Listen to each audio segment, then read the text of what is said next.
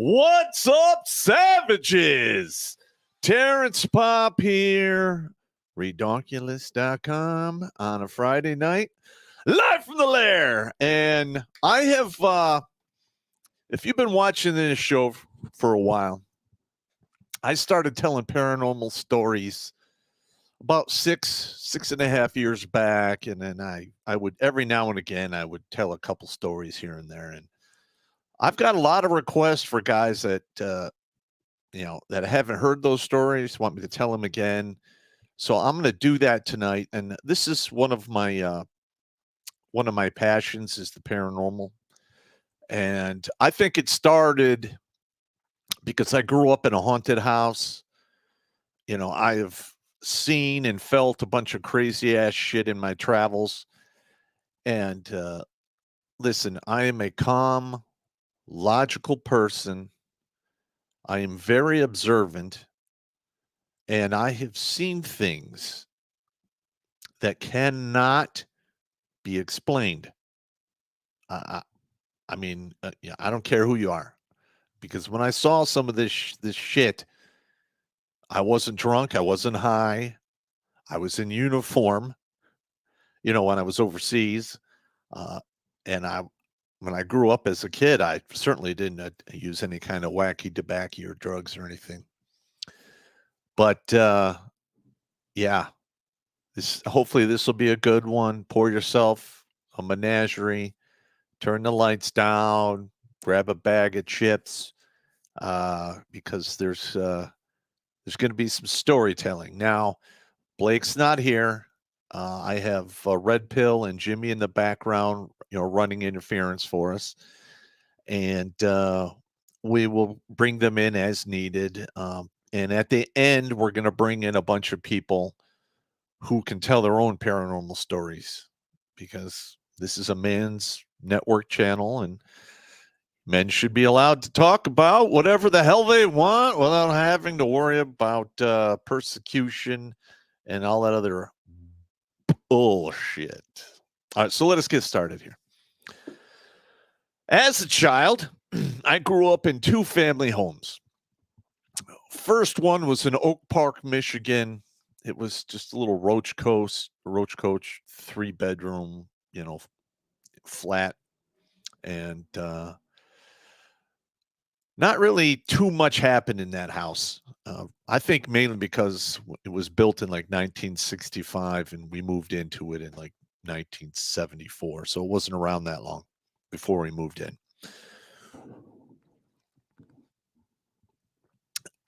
Right around the end of 7th grade, my mother got a job as a respiratory therapist.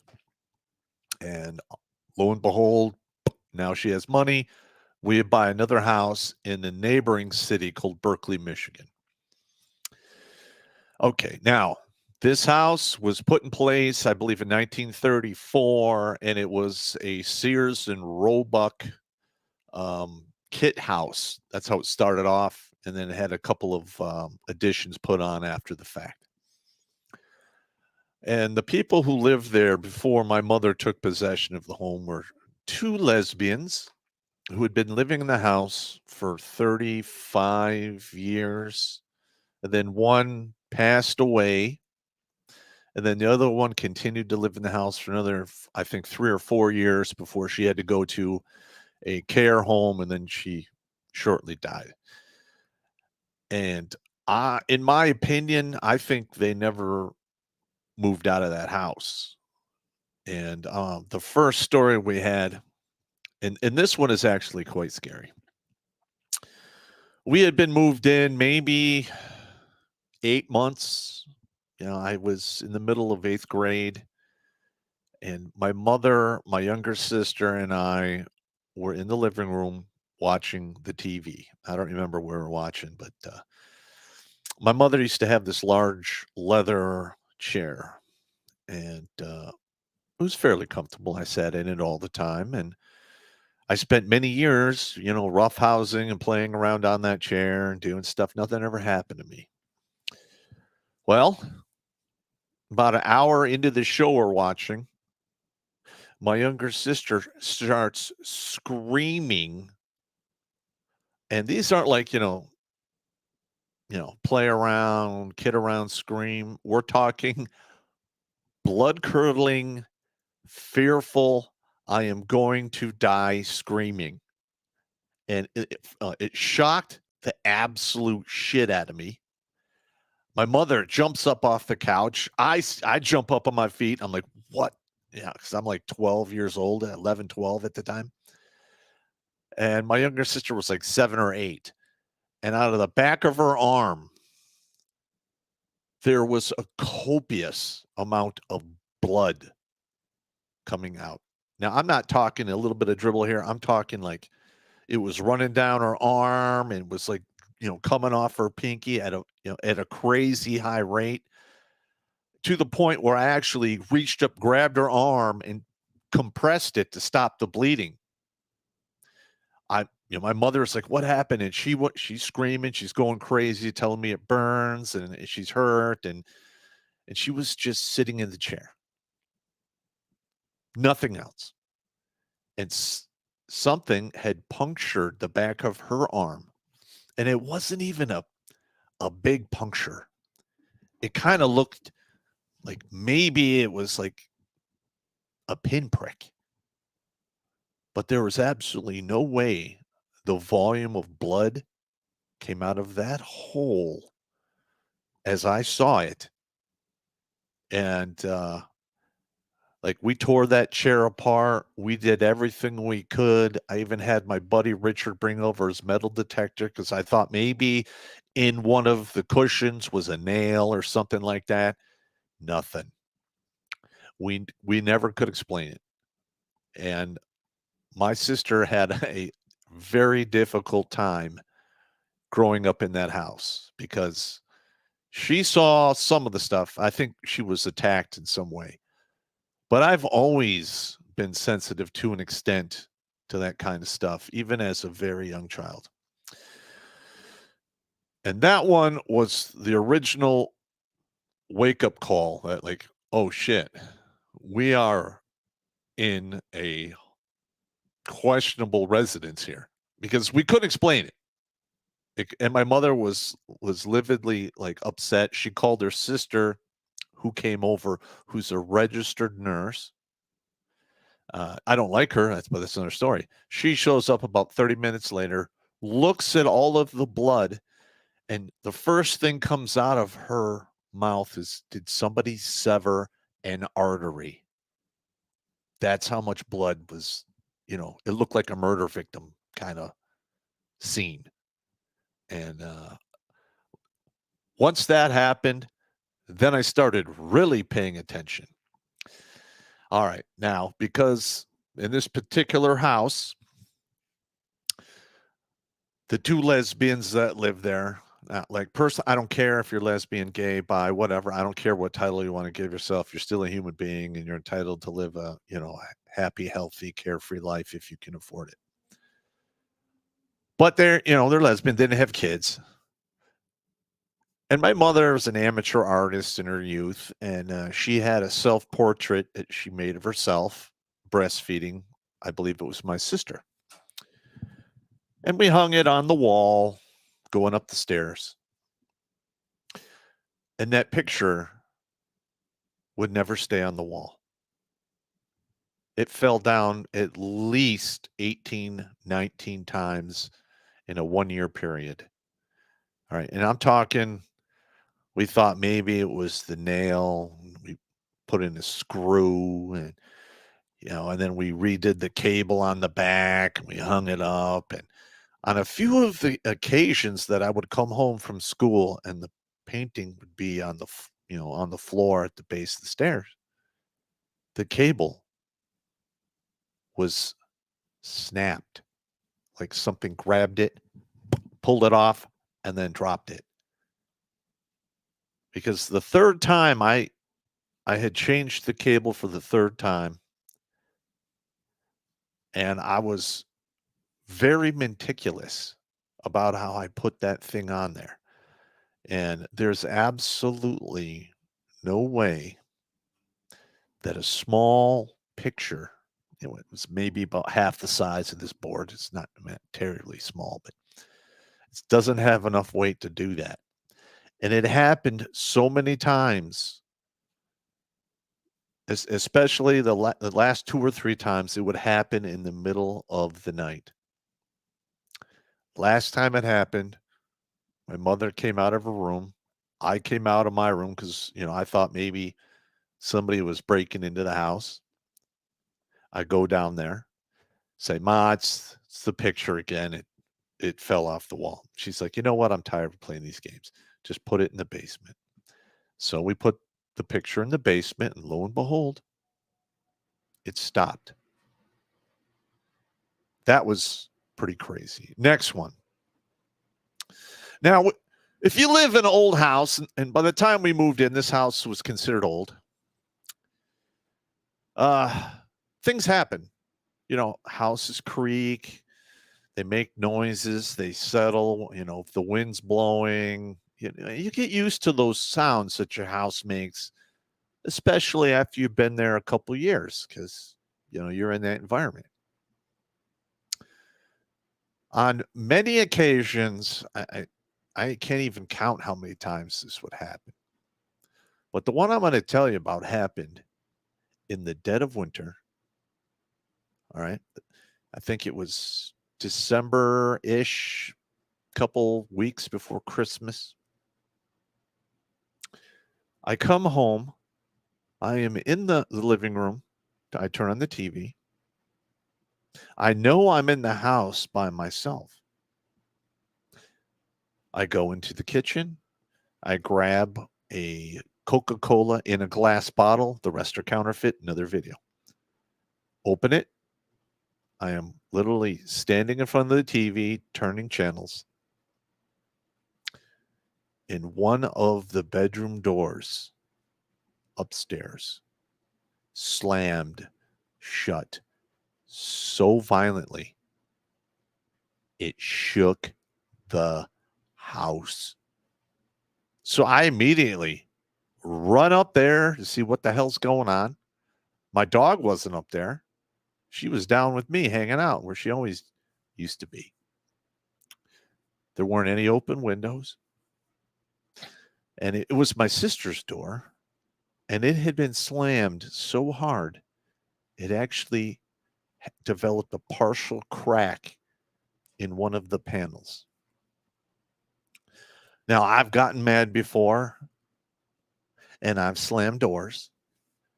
And for me to generate that kind of force to slam that door, it would literally require 100% of my effort at that time. And I believe I was 14 or 15 with that one happen. Like I said before, it happened many, many times, but never as violently as that. So typically when some crazy shit would go on like that and I was in the house by myself, I would leave. Because guess what? I don't want to be in that environment like anyone else. All right, next one. And that's a slam. Oh, and this one always wigged me out. All right. So I believe I have a touch of the ESP. I can tell when people are like staring at me and stuff like that on a regular basis. It's not 100%, but and I used to always have this it was incredibly, to me, creepy. Now, I never actually saw an apparition straight up in that house, but I would see stuff moving at the peripheral vision and I would turn and there'd be nothing there. And on this particular night, I'm watching TV on the couch. So I'm facing the TV this way. Off to my left and up is the first landing for the stairs that go up to the second floor. And out of the corner of my eye, every now and again, I would see the face of a woman looking around the wall, watching me. And every time I'd look, there'd be nothing there. But I'd be like, I I could see the movement, and then it's right on the edge of your peripheral vision. That happened all the time. All the time. And on a couple of occasions, and I used to have a dog named, I think, Piper. I named her after Roddy Piper because she was fucking insane. Love that dog. She's next to me on the couch. Again, I'm watching TV. I'm getting that feeling like I'm being watched. And I literally hear the wooden floor creak like somebody is literally walking by the couch and then up the stairs. Now, listen, like I've said before, I'm a calm, rational person. So when I heard this, my dog gets up and starts growling. And she's literally tracking something walking by that I can hear because the floor is creaking, but I can't see. Needless to say, I got up, went to my room, locked the fucking door, and kept the dog usually slept with me. Uh, and that was pretty bad. And something similar happened many times, but that was the worst one. And I had a friend of mine. He's passed away now. His name's Richard, and he was like my baby brother. He had a really bad home life, and so he would spend most of the days and nights sleeping at my house. And he would usually we throw it on a pad on the floor, and he would sleep down there. And one night, it's about 1:30 in the morning. He wakes me up, and I'm like, "Well, what's going on, Richard?" He goes, "Hey, somebody's walking up and down the stairs." I'm like, "What are you talking about? It's 1:30 in the goddamn morning." He goes, "Dude, I'm laying on the floor. I could feel them walking up the stairs. I can hear it." So I'm like, get the hell out of here. I'll tell you what, I'll switch places with you. You're obviously imagining it. So I lay down on the floor. About a half an hour later, boom, boom, boom, boom, boom, boom, boom, boom, boom, boom. A couple minutes later, boom, boom, boom, boom, boom, boom, boom, boom. All night, up and down the stairs. And so I knew that house was significantly active. Now, luckily, there wasn't like a lot of stuff flying around all the time. Things would break from time to time. The one that really it actually happened 2 or 3 times, and this one is really really strange. My mother used to have this. It was like a cake tray made of like glass, and then there's an airtight top that goes on that literally fits into a groove, so it makes it semi-airtight. And we had it stored on top of the refrigerator all the way to the back wall, and then there was a bunch of napkins and disposable cups and plates. We used to store everything up there on top of the fridge. Sometime after 2 in the morning, I am dead asleep, and I hear this loud crash. I get up, exit my room. My mother's up, and I'm like, I'm about 16 now. I'm like, what the fuck was that? So, well, I'm the man of the house. I go down there to check it out. Well, the top of that cake pedestal thingamajigger, which is in its own groove on top of the refrigerator, was shattered on the middle of the kitchen floor, and the base for that cake thing was still there at the back of the fridge.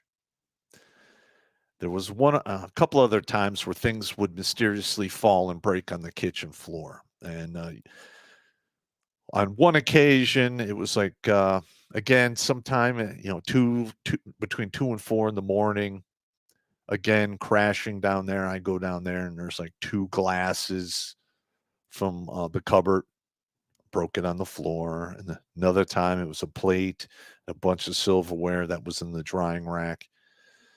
But it didn't happen all the time. So you can give yourself a little bit of comfort, like, it's just a fluke. Don't worry about it. And people play those games with themselves, to get along in the environment that they're living in. Because, living in a haunted house sucks.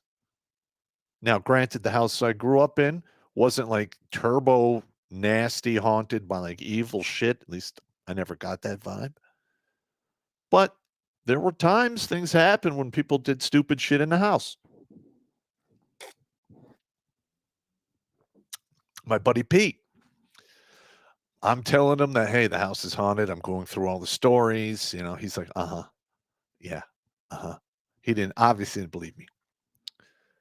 So Mr. Dickbag decides to like walk around the house, stomping, instigating these ghosts. Like he's like insulting them because they're gay, saying that they're fat, they're ugly, blah. And then about an hour and a half later, he leaves to go home. And now I'm stuck in a supercharged, haunted fucking house. And I'm sure that whatever was inhabiting the house was pissed as fuck.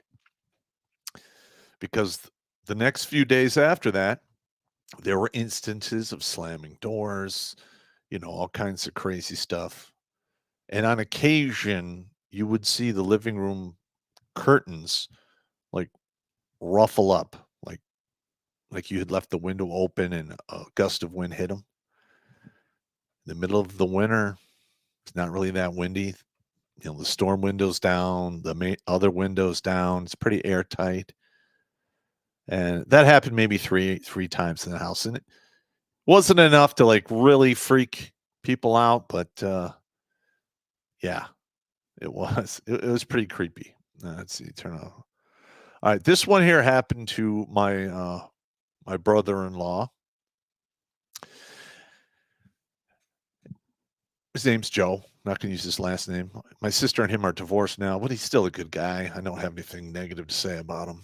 And he's an engineer now. So again, he's another calm, rational, high-level thinker, makes a living thinking about, solving problems and what have you. And I'm up in my room. I think I was playing Atari 400. Yes, I'm dating myself. I understand that. And I hear him do one of these, and I hear him running up the stairs. So I'm like, Joe, what the hell's going on? He was on the couch watching TV. And the light, which is right, it used to be right here to the right. It's one of those lights you turn it. It's got 3 clicks to the highest level. Well, it was off, and they heard it click, click, click, go up to the highest level, and then turn off. And then he immediately ran up the stairs. Now, I really can't. I mean, I went down there. I took the light shade off. I fucked with it for about 20 minutes. There was nothing wrong with the lamp or the light switch.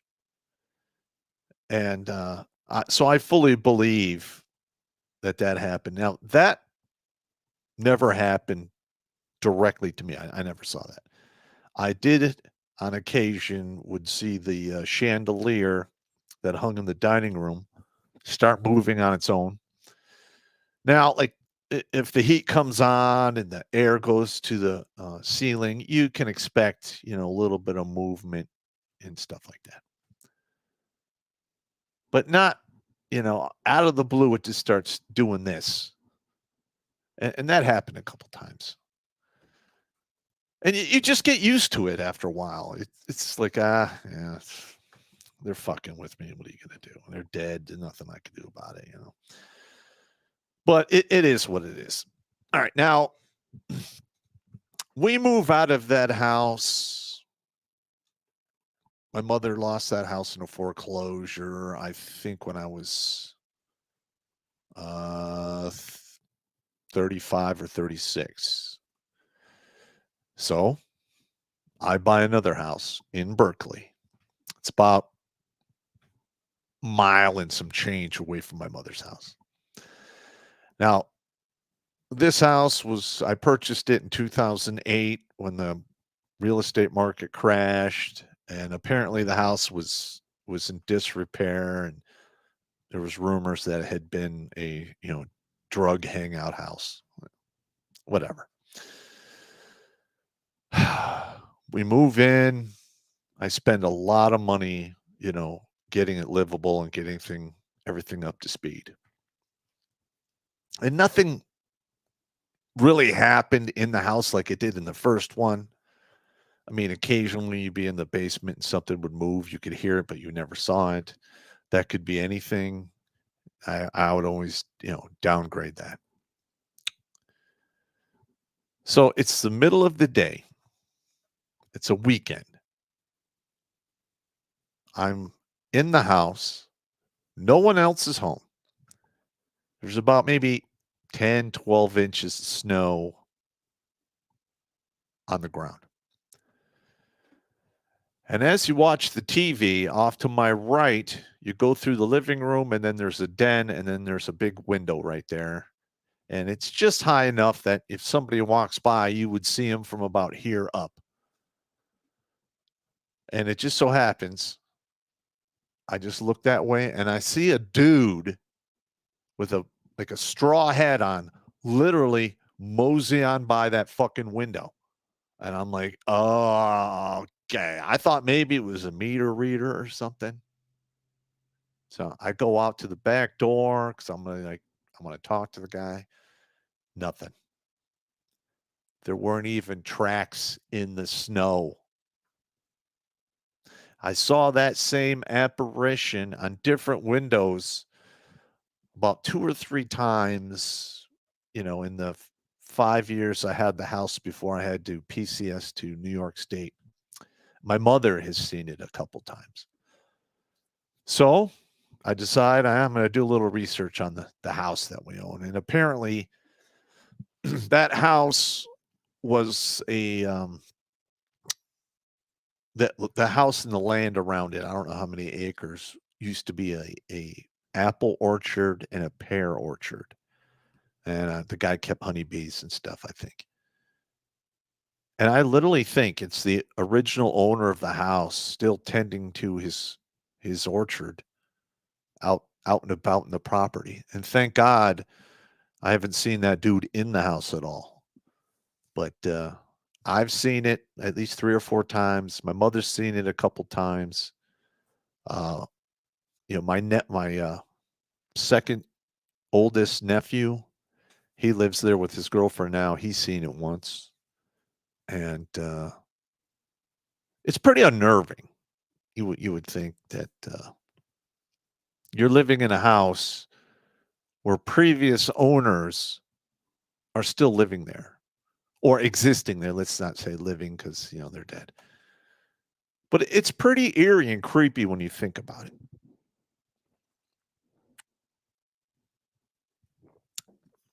Now, I mentioned the objects moving in the basement. All right. Now, I go there probably 2 or 3 times a week to hang out with my mother and see if she's okay. I also store a lot of my old Army equipment and crap in the basement. So I go down in the basement quite a bit. And I go there and I ask my nephew, go in the basement, and I believe I was asking him to get a couple tools. I need a hammer and a Phillip head screwdriver and a standard screwdriver. And he goes, I'm not going down there. And I'm like, Nathan, why don't you go in the basement? What's going on? And he goes, nah, man. I saw some shit move down there, and I'm good. If you want it, you can go get it. He's a grown-ass man. I'm like, okay. I go down there and I get the stuff. Again, he's a logical, rational person. I think he was 25 years old or 24 years old at the time. And when he tells you shit, he's not making it up. And then I heard from his younger brother the same story. He didn't like going to the basement either because he would hear things and things would move from time to time. Never happened to me, so there you go. All right, so that covers, all the houses I've lived in up until that point. Now, we're sitting in the lair right now. I really can't do anything with the camera, but if I could, I would turn it to the left so you would see across the house. And you can see the back door of the house. In front of that door is a box, a chair, and a bunch of bricks. And the reason I put that there is while Darren, my buddy Darren, who passed away, was living here, he was immobile. So I know it wasn't him doing it. But there were a couple times I'd get up, come down here to check on him, and the back door wide the fuck open. Wide open. I thought, okay, well, maybe he got up in the middle of the night. And he's like, no, man, the door just opened. I'm like, what? So I would make it a point to come down at night, physically lock the door, and, there's a security door on the outside. And on about two, maybe three occasions, I'd come back downstairs, doors open. So now I have to keep a bunch of shit in front of that door so it doesn't open in the middle of the night. And it's happened twice. Every now and again, you can hear, footsteps running through the house. And it's not like an adult, it's like a child. And you hear a giggle here and there. Now, I live right near a major road, so it could be explained away, like, it's road sound or something like that. I just find it like pretty odd that I'm having this kind of stuff in this house and that crap is going on.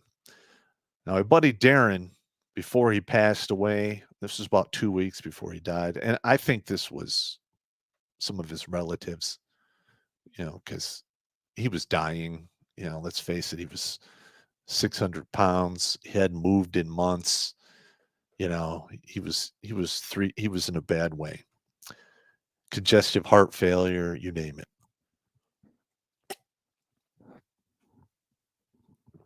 So one night about 3 a.m, my phone starts going off. I wake up, I answer the phone. It's Darren calling me from down here. He's like, come down here and bring your shotgun. Well, that's all I had to say. Instantly, because I keep one in the corner, just in case. I come storming down here, and he has a look on his face. Like, he's legitimately twisted up here in his thinking meat.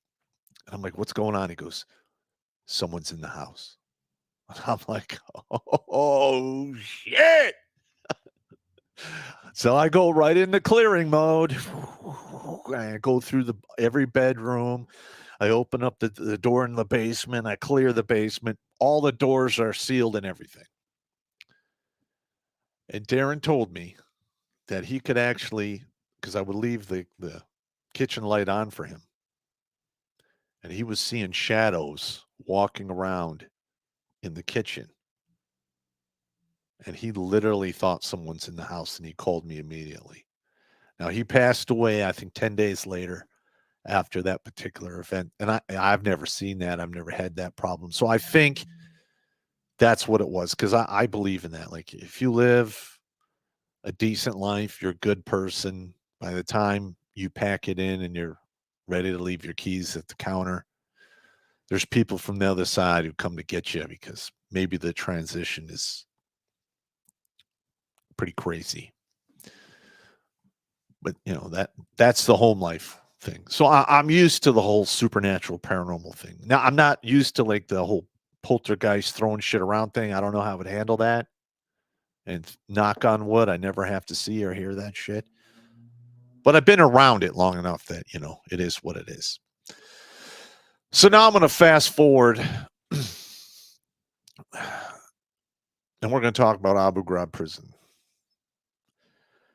For those of you that don't know, Abu Ghraib prison was the premier prison in Iraq. It was the largest prison in Iraq. And through all of Saddam Hussein's reign as dictator in chief of that country, it's estimated between 1.8 and 3.8 million people were sent to that prison. And a lot of people never came back because they were murdered in there and buried in mass graves. All right. So the prison block that we were living in was towards the back corner of the entire complex, because the way it worked is you had, I think it was 5 prison complexes and then a huge wall around the whole thing. Well, just outside of our complex, they were leveling out the ground because they're going to put in some more living quarters. At least that's what I was told. But they bulldozed the cap off of a very large mass grave. And they had pushed a lot of this dirt along the wall, I guess, to help reinforce it from car bombs or what have you. And that dirt was full of bones and teeth, occasional skull here and there. You know, flip-flops, rags of clothing. I mean, it is what it is. Now, we worked for the 202 MI battalion. So once I saw that, I literally went up there and I inquired, and that's what they told me. They're like, yeah, they basically bulldozed the cap off a mass grave. They've already called in like 2 or 3, non-government organizations to come and catalog and count the dead and all that stuff. And it was later explained to me that they had found 3 different mass graves that had been put in position over a 10-year period. And these graves contained hundreds of thousands of dead bodies. Of course, most of them had long since decomposed into like bits and stuff. But that place, turbo haunted. Now, this particular story, I'm just setting the stage for that. So just bear with me. I was the first sergeant of Company F425, Airborne Long Range Reconnaissance Infantry. I know it's a big title. Got it. And I have to go up to a battalion meeting. It starts at 9 o'clock. And I go up there. I'm with my commander, and I'm just listening to the same old bullshit, blah, blah, blah, blah. We get done. My commander decides he's going to stay back for a few minutes because, he's got to suck some more dick and kiss some more ass, whatever he used to do. I'm like, fine, I'm going back. So I put on my battle rattle, I pick up my weapon, I exit. I'm taking the walk back to our cell block area. And it's about 11:15 at night. Now, in Iraq, as soon as the sun goes down, it's pretty much darker than 3 feet up a well digger's ass. Not much going on. So I'm walking up to our building, and the way it works is you walk in the main entrance, and then there's a long hallway that goes the full length of the building. And then there's offices, along the side. It used to be, let's face it, chicken coops for prisoners. And I come around the corner, and this hallway is lit from above by fluorescent lights. The whole distance. It is very bright. I come around the corner, and there is a jet black shadow, and it just kind of walks across right under the light, and it's still jet black, and then goes into an alcove around the corner, and it's maybe 60 feet away from me. It took me maybe 10 seconds to walk there. So I turned the corner to this alcove, and there was 3 doors there for, 3 offices that were padlocked from the outside. They only used them now and again. It was another unit, I think it was a medical unit from across the way, was using it to store medical supplies and stuff. So there shouldn't have been anybody there. But there's nowhere That individual, that jet black thing could have gone without me seeing it. I'm literally 10, 12 seconds behind it. I turned the corner where it went. There's no exit. The doors are locked. There is nothing there. Scared the living shit out of me. That was a bad one. And the way it was explained to me by one of our interpreters, and he called it a jinn. I'm like, okay, well, what's that? He goes, well, in your language, the closest thing is a demon. Oh, fuck.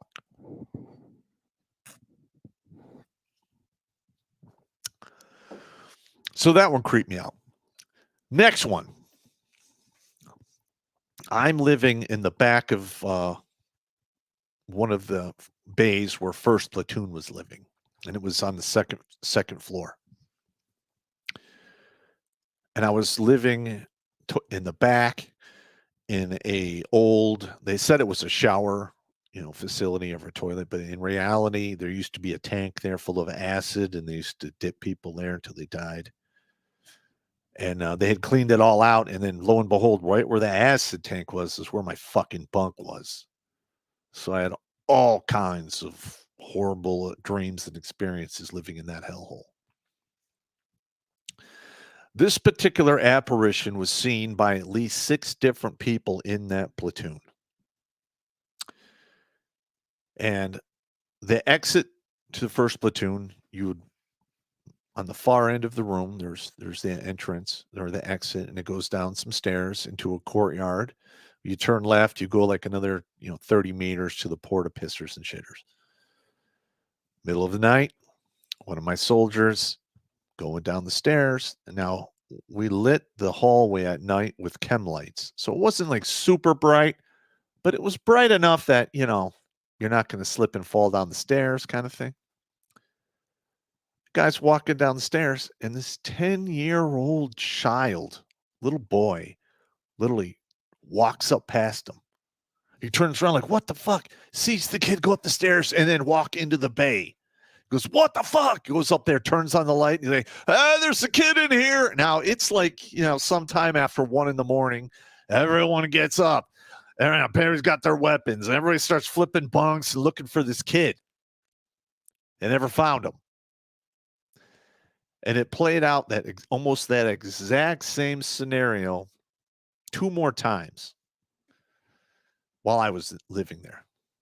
The third time it happened, it's like 2:30 in the morning. Lights come on. There's a kid in here on the side.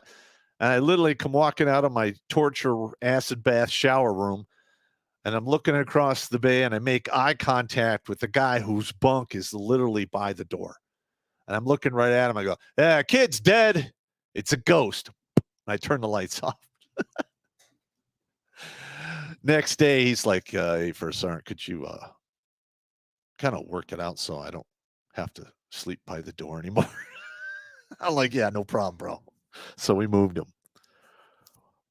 But, that was 3 occasions that I know of, and I've heard of about 3 or 4 other stories that happened while I wasn't around.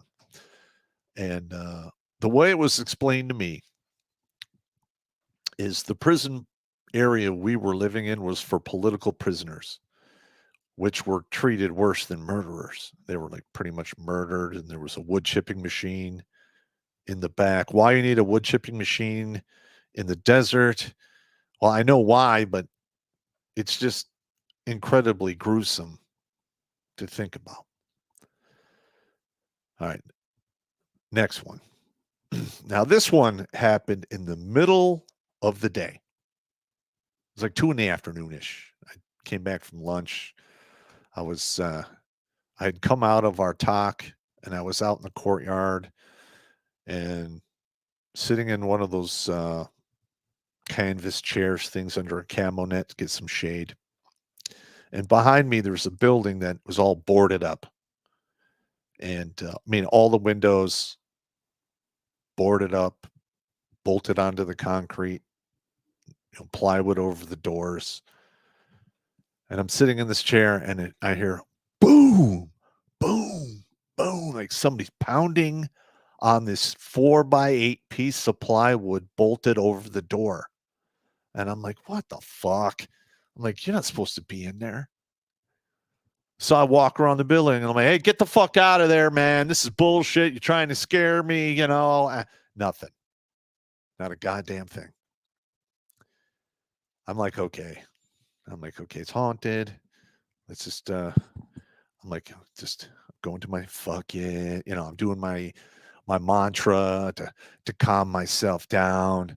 I go back, I sit in the chair, and about 5-10 minutes later, boom, boom, boom. And I'm like, that's it. Fuck this shit. I go get 4 soldiers. I'm like, get some of those pioneer tools. Let's just find out what the fuck this is. Somebody's fucking with me. We pry the 4x8 sheet of plywood off of the doorway entrance. I enter into the building. We have flashlights because there's no light in there. It's dark. And the reason they had sealed that building up is before we took possession of that prison complex, the Iraqis went on some executing frenzy and just murdered thousands of individuals. That's what I was told.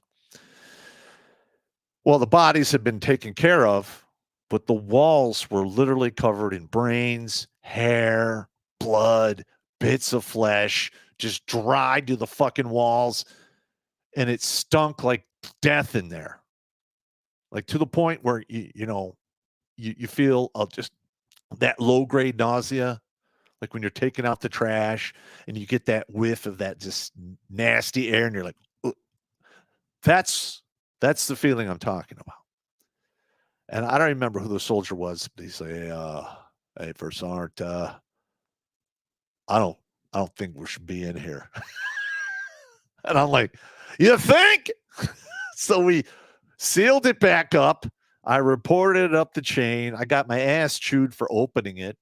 But I've been yelled at many times. And I'm sure I'll be yelled at many more times before I decide to step over to the other side. So it's not really a big deal.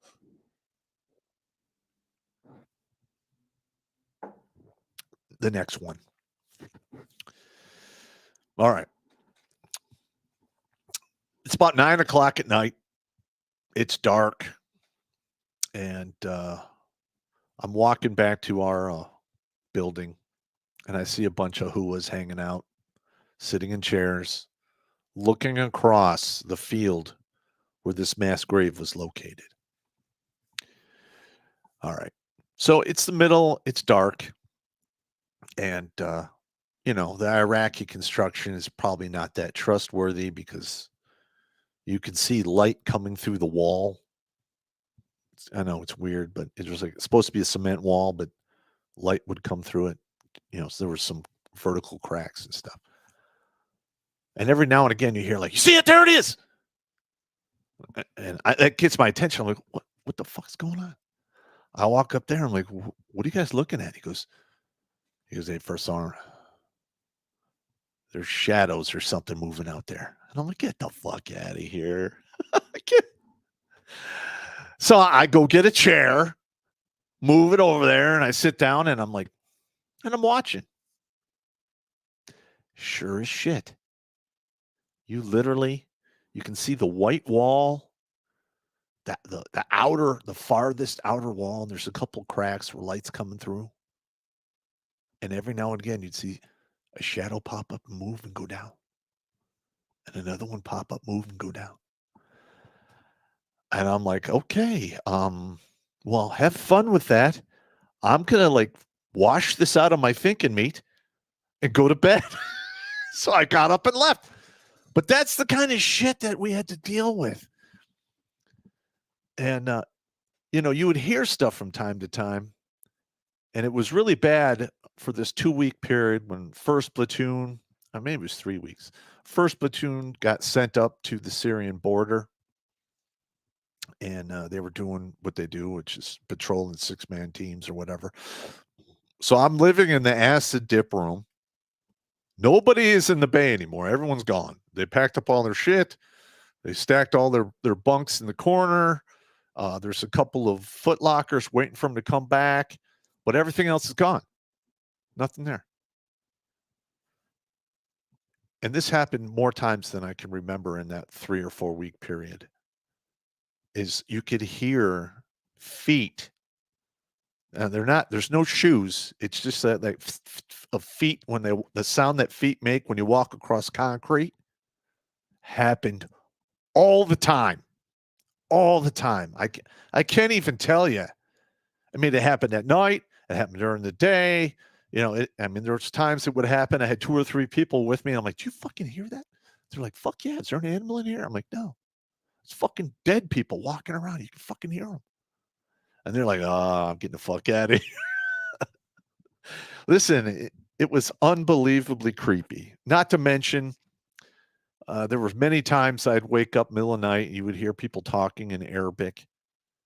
There's nobody in that complex after like 7 o'clock at night speaking Arabic. Now, during the day, you have local hajis that come in and service the toilets and they do some other, maintenance stuff. And we pay them, whatever. I'm sure they were spying on us. Fuck those guys. But yeah, there should be none of that shit. And occasionally you would hear a faint scream. You would hear like it. You couldn't understand it, but what's happening is like somebody's begging for mercy or something. And it's very faint. And that happened all the time as well inside that prison. Unbelievable. All right. We talked about the voices, the footsteps. Covered all that. Okay. All right. I'm going to go for just a few more minutes and we'll bring in the panel. All right. The next one. Now, this happened at the 414 Civil Affairs Battalion that used to be located in Southfield, Michigan. I worked there as a full-time, basically team sergeant for civil affairs. And this is a position I had acquired. And the Army took care of me because, I was physically pretty tore up from getting wounded in Iraq. And they just basically gave me a desk job, which is cool. But sometimes I'd have to be there late at night because I was with the original crew that was standing up the unit. The 414 used to be in New York, Utica, New York, where I was later stationed. And they had packed it up and moved it to Michigan. Okay, well, you're working with a skeleton crew. You got to do 5 people's jobs. So it's about 10:15 at night, maybe 9, sometime after 9:30. I mean, it's way beyond business hours. And I'm leaving the building. There's no one else in there. My commander had left about, was it Captain Donnie, who had left about 20 minutes prior to that. I was in the middle of finishing up, I think it was the slide deck for a battalion briefing the next day. I pack up my shit, turn off the lights, lock the office, go through the close down procedures. I check the arms room because if you're the last one in the building, you got to check the arms room and then make initial date and time it when it was inspected. And I'm walking down the hallway. I turn right, and there's a long hallway to the door to the parking lot. And I hear furniture moving. And I'm like, what the fuck? Nobody's supposed to be in here. So I go in the clear mode, and I start walking around yelling for people. I go through the whole supply room and the whole supply cage area. Nothing. I check some office doors. They're locked. There's nobody in there. I look in the parking lot. My car is the only one in the lot. And then I hear it again. And it wasn't loud. It was like somebody like taking the heavy desk and just kind of pushed it enough to make that squeaky sound on the floor.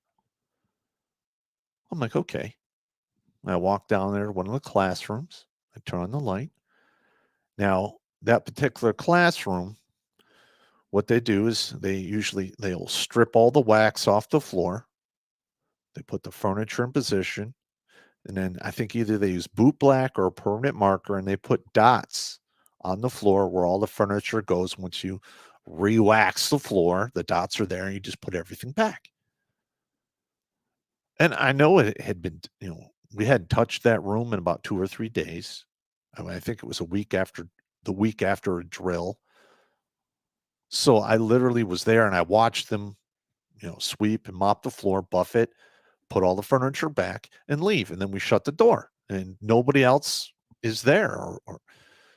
Well, the main desk at the front of the classroom had been shifted about 6, maybe 8 inches out of position. So I'm like, okay, all right. I got some undead who was fucking with me. So I turn the light on. I look at it. I'm like, I know nobody's there. And I'm like, all right, you fuckers, you got me. And I turn the light off and I leave. And the way I look at it is this. They're other servicemen. They just vacated their bodies. They're not going to actually fuck me up. They're just fucking with me. Which, what we always did to each other anyway. So, that ratcheted, setting that trick in my mind brought the fear level from like a 9 to a 2. Because I knew I was going to be okay. This other one here, I'm gonna do one more and we'll switch it up. I love telling these stories. You guys let me know in the comments if you like these stories or not.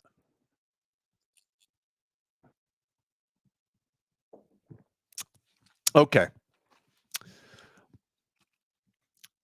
I'm in Fort Custer, Michigan. Now, for those of you that don't know, that is where we used to train our cavalry when we used to ride around on horses. That's why, the Kellogg Company got their initial start bringing grain and everything in for horses and stuff for the cavalry. And I am running a land nav range. We did it during the day, and I'm running a land nav range that night. All right, so I hand everyone their paperwork. I give them their protractors. I inspect everyone's compass, make sure everyone's good to go. All right. Now you're on an actual post, so you're not going to walk off the post and into the woods and get lost. Well, 10 o'clock rolls around. I'm missing 2 guys. I'm like, okay, I'm going to give them 15 minutes. 15 minutes goes by. They're still not here. So I'm like, God damn it. I start walking down one of the perimeter roads. And I walk down maybe almost a mile. And I step off the road for a second, and I'm just listening to see if I can hear any idiots, stumbling through the woods at night because, you're pretty loud. And I hear horses. All right, now this isn't like out in the distance or anything. I'm about 20 yards off the road, and I can hear horses riding right by on that fucking road. Somewhere, it had to be more than 4 of them. But I saw nothing. There wasn't even any hoof prints in that particular area. That one really twisted my pickle because I was literally standing right there. Oh, it fucking creeps me out. All right, let's take a break. Bring in Red Pill. Come on, Rhino. What you got? Hello. Yeah, I've got a couple myself that I think I'll go through. Nothing quite as extreme or crazy. Well, there's one that's interesting, but I'll save it for last. Also, let's bring in Jimmy to the house. He's been patiently waiting back there. And we do have a few panel members as well tonight with their stories as well. We'll get to them after the break here. But yeah, I've got a couple I'll roll through real quick. I do also want to make sure we've covered chats here. I did see a few come in. So on your side, we are streaming on both platforms. So you'll see us over on the Redonkulous side and the Red Pill Rhino side. On your side, sir, on Redonkulous, we have Dark Knight for $4.99 on YouTube. I felt a deep depression and a hand on my leg when I was sleeping, waking up of many times. Yeah, that's not a good thing, man. at all. I would not like that. All right, we've got Jackson Whittier here for $10, also on YouTube. 22 work as a truck driver. I've seen many weird things. I can't explain though. I believe a lot of it was extreme sleep deprivation. That will definitely do it. Look up some old school trucker legends like Ghost Cap and Black Dog. I have heard of Black Dog. Pop, have you ever heard of the Black Dog thing? I think so. Refresh me. What? So my understanding is essentially, and this is more related to the sleep depression thing, but apparently a dog that is not there as they're driving down roads late at night, that dog will jump out in front of them and cause a few drivers to swerve off the road. That's my recollection of it. There is a whole Patrick Swayze movie that is actually pretty decent. About it is labeled, it is named Black Dog. So there you go. It's actually a pretty good movie. It's actually got a Meatloaf in it. R.I.P. to him. There you are. All right. We've got a couple more on YouTube here. Let's see. We've got T. Stoney for $20. Thank you so much, sir. Excuse me, ma'am. Love your paranormal stories, Pop. I hope you got the email in which I told my astral projection story. Thanks for sharing and happy October. Best month to have a birthday.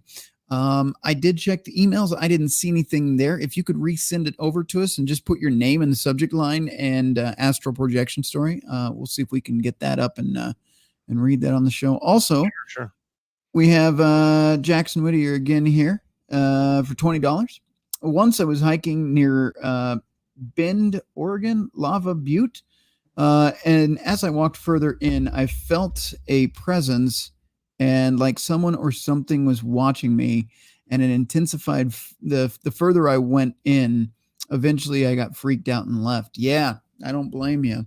Yeah, that'll do it. Yeah. Let me make sure I'm not missing anything else. There were a couple on Odyssey that I saw as well. Yep. Let's see here. I've actually got go ahead, Odyssey Jimmy. pulled up.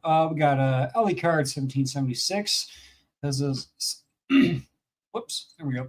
It says, I have a story for you. When I was in another state, me and my uncle were driving back and forth, seeing an old fort in the from the Santa Fe Trail. The smell of fire and fog rolled in. The next thing we know, a gray orb was racing the truck. Went from the front of the truck, went across from the front of the truck. That's interesting.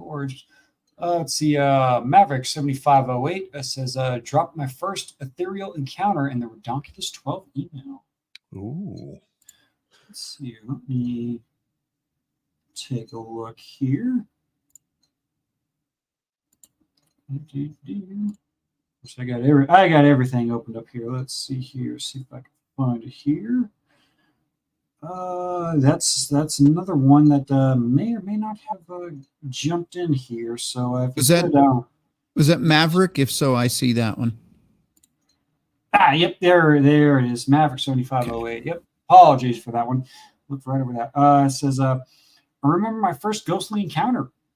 We had just moved to Texas, and my mom was napping while we were unloading into the new house. Next thing my dad and I know, she's trying to pack our shit back into the truck. She had a dream where we were packing up everything and leaving. After that, I put a tape recorder on for the night, got a recording of an old woman, by the sound of it, quietly saying my name. Did some research and found out that one of the previous owners had died in the house in her 70s.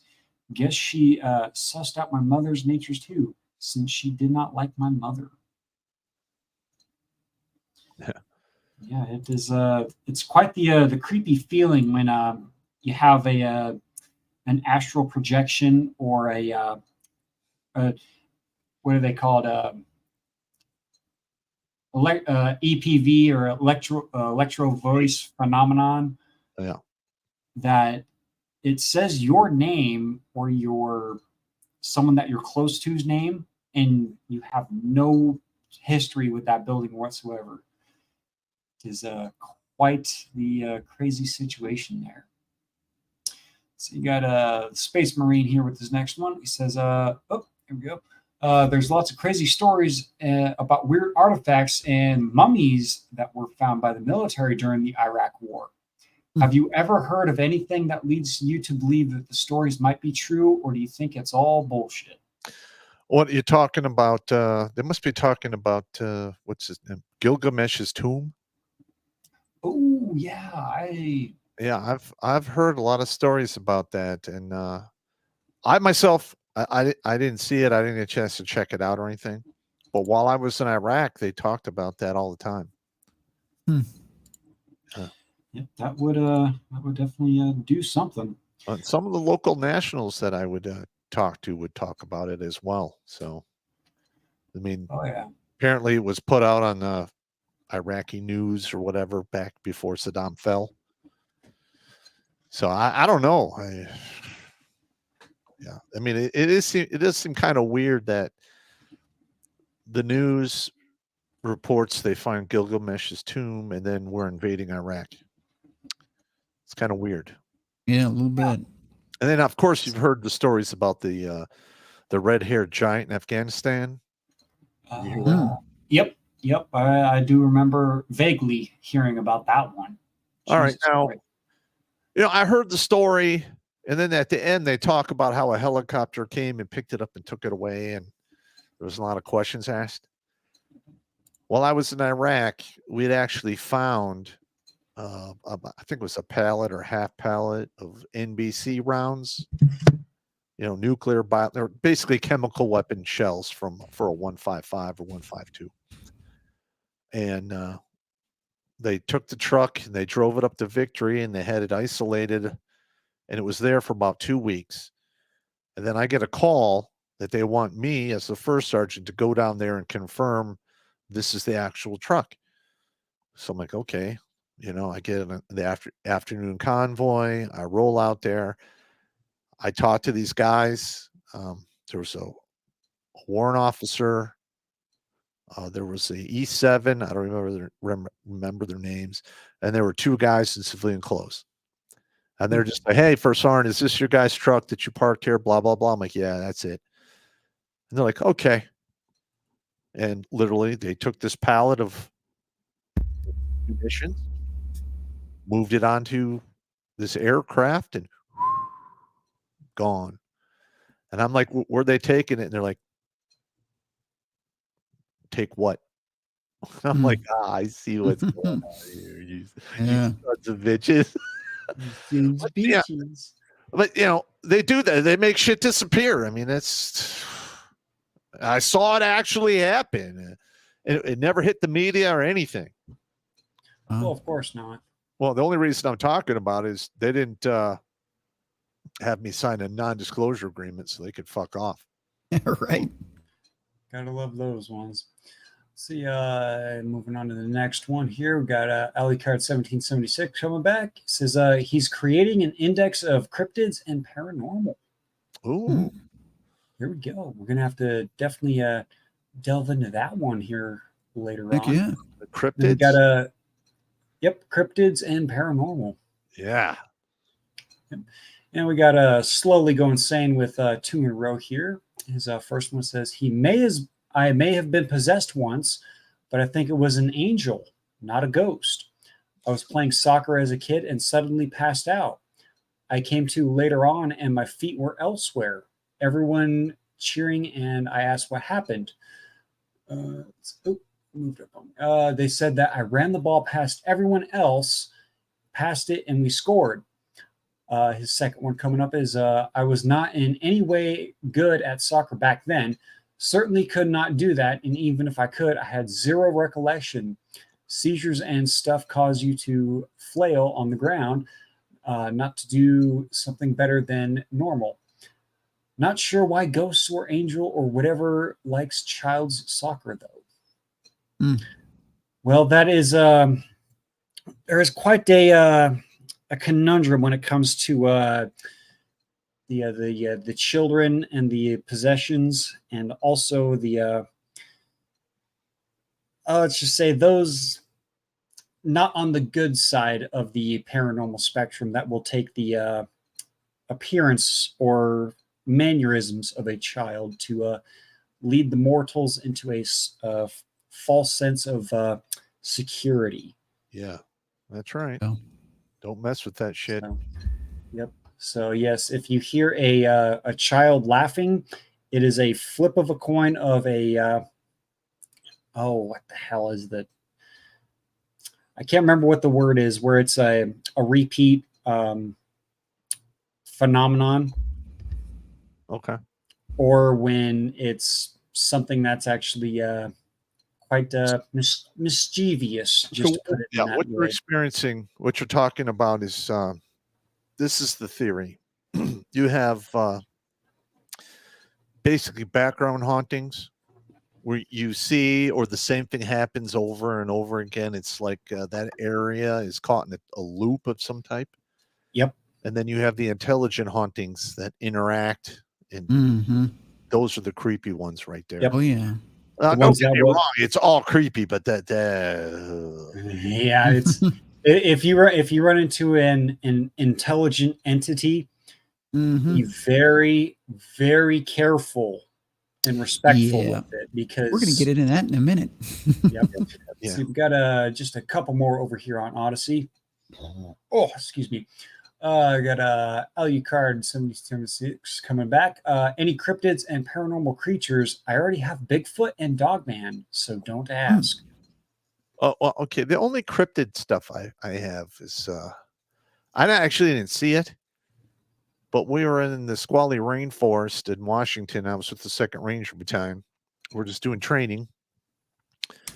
And we, at the end of the night, we're out doing our squad training during the day. We come back and we set up a platoon patrol base, which is the triangle with the machine guns and all that shit. And, sometime about 11, it was after 11 o'clock, I get woken up and they're like, hey, you got to hear this. I'm like, what? What the fuck? Well, they used to call the squally rainforest Dinosaur Land because there's like trees that have fallen down, those big redwood trees that are like 12, 20 feet wide and shit, and there's some large animal walking around doing something about 150 meters away from our patrol base, and it's you can hear wood breaking, like it's walking here.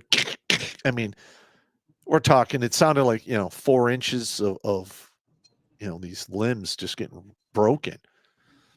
So I'm like, oh shit. I look over, my squad leader is like reaching in his pocket and he's putting live rounds in a magazine. I don't know, hey, Sergeant Smith, what you doing? He goes, I ain't dying by Bigfoot.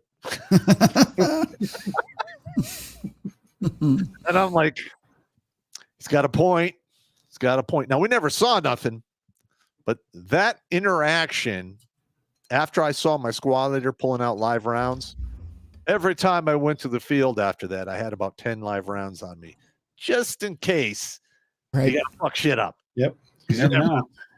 And apparently there was also, I saw a video from this week earlier that apparently there was a Bigfoot sighting in Colorado.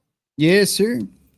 So either someone's fucking around in a ghillie suit, or we got Bigfoot migrating south. No, it was just me before I had coffee. Well, it was not me, because I prefer to look for my dates in the cornfields and not the foothills. So wow. So what did you guys think of my stories? I literally told stories for like an hour. Did I sound okay? Did I sound stupid? Or no, they were fantastic, man. Those were good. We always love the paranormal stories there, Pop. Yeah. So you gotta. Gee, I wonder who this is. Terry the Fat Fairy for wearing a tight shirt. All right. Over on Odyssey, Jackal. He's quickly writing 2 shorty stories to put in the gay mail. Okay, cool. All righty, let's see. I did happen to see we got one over here. Yeah, on Rumble. We got an email from Murdoch068. We can finish that one off at the end. It is quite long.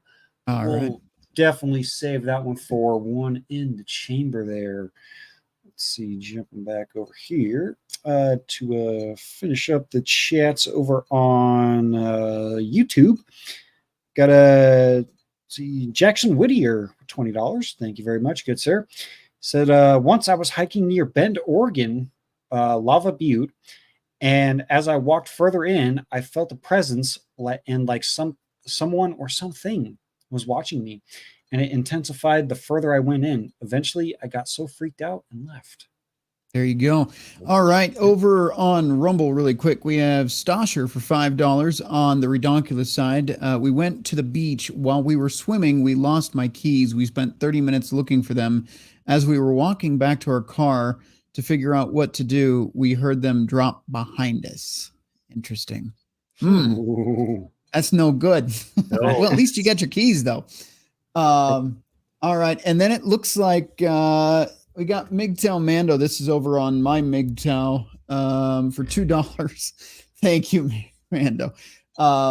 Just to make you feel special, Rhino. I appreciate it, man.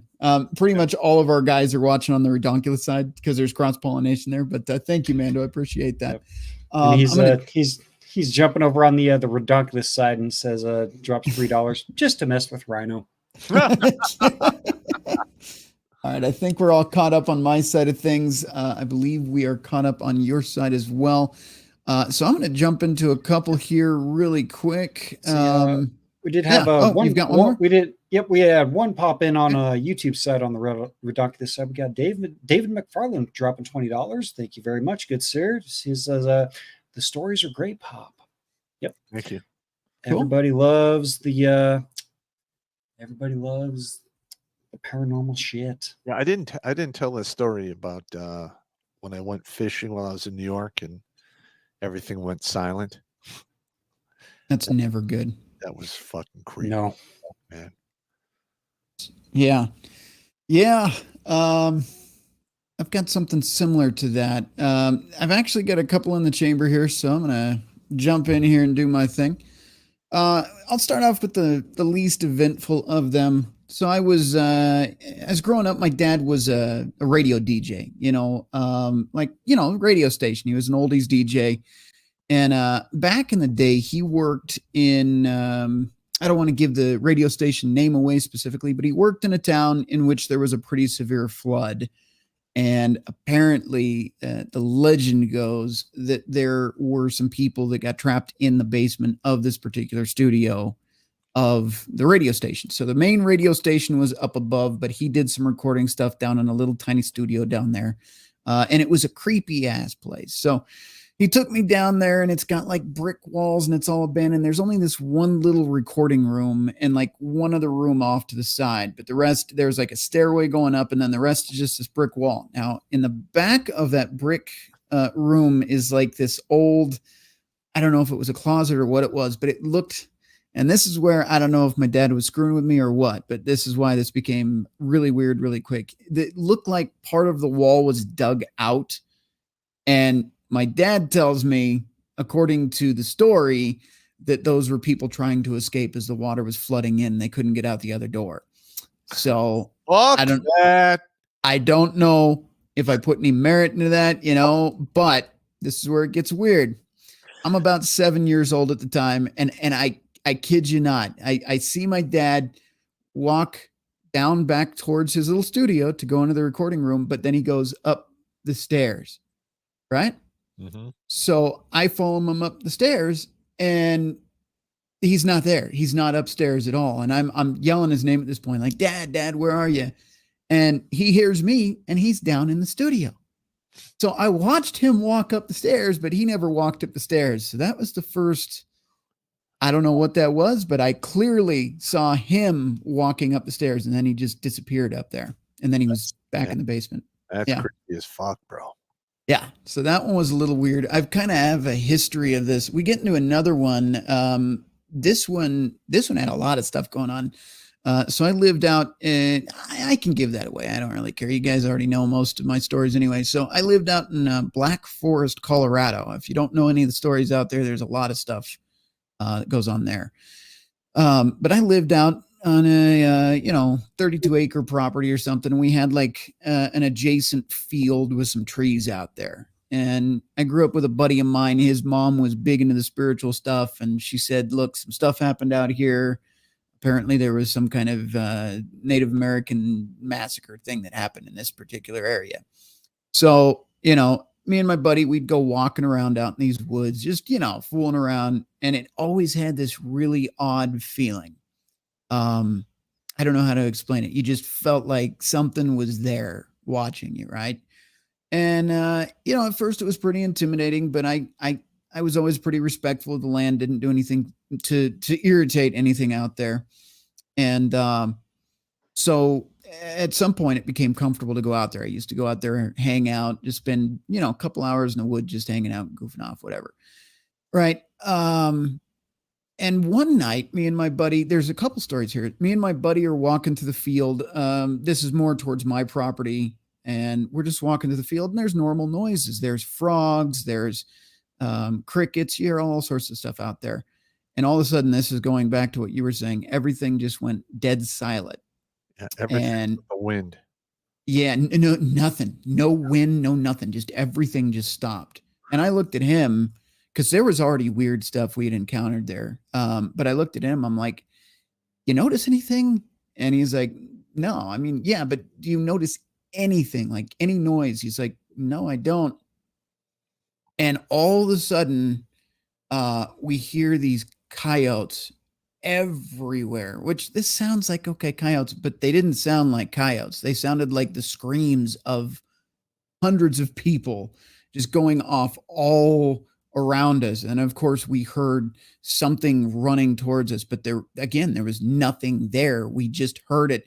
We started moving, like in case it is a coyote, like just, be calm, walk, hold your hands up, look big. We got halfway through that field and we're running because there's something behind us that we can't see. But the sounds were not coyotes. I don't know what it was, but it wasn't coyotes. It was similar, but not quite. You probably did the right thing by running. Yeah. So I continued living out there, went to high school out there, graduated out there, and there's lots of other weird events, but I noticed most of the time I'd go out there and it was a very peaceful feeling, very calm. Again, I respected that area. I didn't fool around, didn't do any like littering, destruction of property, any of that. And I would take other people out there and you'd get either a good experience or a very strange experience. One guy, this was after I graduated, I took him back out there because I almost like you could gauge people from this place. If it was a good person, this place would be all peaceful. If it was not, the story that I'm about to tell you happened. So I met a dude. We used to do a lot of, partying and stuff, hanging out in car clubs. And this dude said that he had fooled around back in the day with Ouija boards. Oh, And apparently had summoned something that followed him around. So I didn't really believe him. I'm always skeptical of these stories myself. But I'm like, all right, well, let's go drive out. I've got a cool place to show you. And it has some energy to it. Something's out there. And so I took him out there and it got really weird. Really weird, really fast. It got cooler out there. There was an owl that I could spend hours on these stories. There was an owl that used to follow me around. That thing landed on the tree and was watching. It's a great horned owl, and there's a history behind that. Like I said, that'd be a couple hours to go on all these stories. But that owl landed above us and was staring down. And then as he's talking to me, he's like, I don't see anything wrong with this place. Nothing weird out here at all. You heard what sounded like a large tree branch snap and fall behind him. But I'm looking right at him having this conversation. You hear it come down. You hear the crack and the thud, but there's no tree branch on the ground at all. And then from that point forward, started seeing these little white things floating through the forest. I'm like, nope. It's time to go. This place doesn't want this dude here. I brought somebody that shouldn't be here into this place. We get all the way back to the apartment that I lived at the time, and we're seeing these little things buzzing by as we're driving back home out of the forest. But we get to the apartment, and I kid you not, I can't get it out of my head to this day. I can describe it. I don't know what it was, but as we're walking back up to the apartment, there's a little sidewalk. There's grass on either side, but there's a little sidewalk. And as we're walking up, excuse me about that, you can hear what sounds like skipping rocks, like somebody threw them. And I'm looking at him like, are you screwing with me, man? He's like, I'm right here beside you. Obviously, I'm not screwing with you. But I'm like, nah, man, you're throwing rocks. And you hear it again. I'm like, all right. I'm done. We need to just get inside. This is done, right? As we walk closer to the apartment, I see this little guy. I don't know how to explain it. It looked like a shape like this, like an oval oblong thing, little tiny skinny legs, little tiny arms sticking out. And it just looked like it jumped out of the corner, like it was just laughing. But it wasn't a figure, like it didn't have defined features. It was like a white, gray kind of blur. And then it just ducked back behind. That was the last night I ever spoke to that guy. Never hung out with him again. Never experienced anything like that again. But that was, yeah. So going back to that forest, let's go rewind. I'll Tarantino this story. There was all sorts of stuff that would happen out there. I remember this was sometime like my last year or so of high school, and I used to ride my bike everywhere. I rode it from the forest down in the city and back. I rode it everywhere. And because of that, I did a very good job maintaining this bike. I'd take it apart, I'd oil it, I'd put it back together, I'd make sure the chain was good, everything on it, the brakes. I did all my own repairs. And I made sure, because I was traveling miles away, that there was nothing wrong with it, nothing obvious that would happen to it. So I'm going down, coming back from the high school girlfriend at the time, coming back from her house, and I've got my headphones on. Lots of weird things with this thumping stuff in the forest. But I'm coming back down. My mom's driveway is one of those long dirt, like gravel driveways. It feels like a mile long. And I'm going down this thing, and I get to the low point. Again, I got my headphones on, but I can clearly hear a thump. Sounds like somebody threw a big rock or something, right? So I get off my bike. I'm like, what happened here? I took off my headphones, and suddenly it's like, it was a summer, not a summer, but like early fall. So it's still warm outside, but the temperature just dropped right there. And it was just like chilly cold there. Didn't think too much of it. It was a little bizarre. And, I went about my way, got up to my mom's home at the time, and temperatures went back to normal. Here's where it's weird. Couple months later, I'm going down the same thing, middle of the day, riding my bike, same spot that I heard that. Just out of nowhere, I noticed something's wrong because my tire's rolling off to the side of my bike. Again, I do all my maintenance, so I know I didn't forget to tighten the bolt down, and I just skid. But I hit the ground in the same spot where that weird thing was happening, like something actually popped off the tire there. I don't know. But like I said, that forest always messed with me. So, weird stuff. I've got one that, is kind of like after high school, moved out of town. And, this is more of one of these, urban legends. If you guys look it up, you can find it on the internet. So you can verify the location, but it's a place called Courtner's Field. It's out in Colorado. I won't specify where. You want to drag it down, you can find it. I'll just say it's way out in the farmland in the middle of nowhere. And most of the farmland is normal. It's just crops and empty field and all of that, right? Courtner's Field, however, has a backstory behind it. And again, as legend goes, it probably got exaggerated. But from my understanding, Courtner planted this own field. He was a wealthy dentist or doctor or something, and he had his own family out there. So he planted a field of trees. He was wealthy enough to make his own little forest out there. And as you drive up there, you do see this forest and all these bent, weird, fence posts and everything. Very unsettling. Well, me and my buddies decided it was a brilliant idea to go out there in the middle of the night and investigate this area. Now, let me tell you the rest of the story. So, Courtner apparently at one point lost his mind, and I'll try to keep this YouTube friendly as best I can. He decided to go on a rampage and end his family, putting some of them up in the trees and then dismembering his wife in a bathtub. That's how the legend goes, right?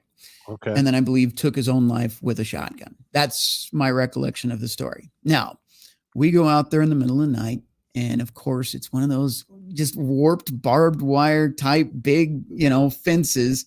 And then you get to the gate, and the gate's all rusted. Looks like it hadn't been opened in forever. And we get it open. There's a big chain around it. We take the chain off and open it up.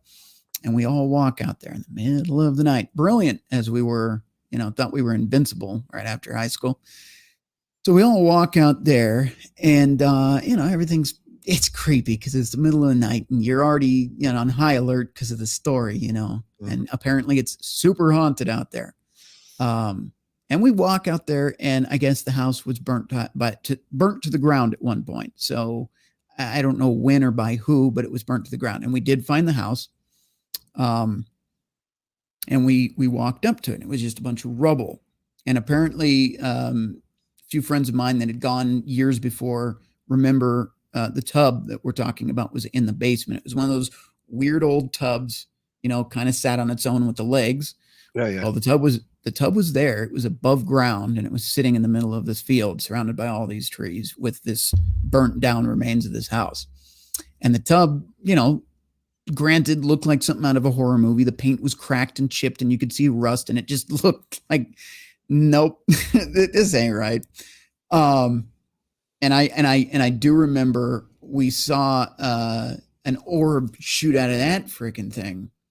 And then we heard a growling noise in the distance, and that was it, man. We were gone. So that wasn't a crazy story or anything, but we ran back to the car, and I'm like, because you could hear that thing, whatever it was, and I'm just like trying to get the keys in to unlock the doors. And it was an old beat up Astro van at the time.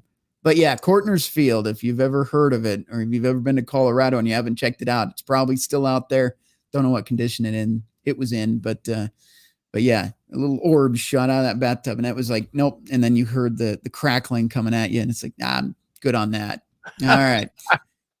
So, yeah, there's one other one, and this one is probably my fondest of the stories I've told, but also one of the most bizarre. So, me and my buddy, we decided to get not an apartment, but a house together. We were both living in apartments and decided, his family had this house and they had 2 acres and it was kind of nice, so we'll go live on that, So we did, and everything was good. Nice house. It was old. It still had like the cast iron stove, and apparently it had been added on. It used to be like a little frontier type home.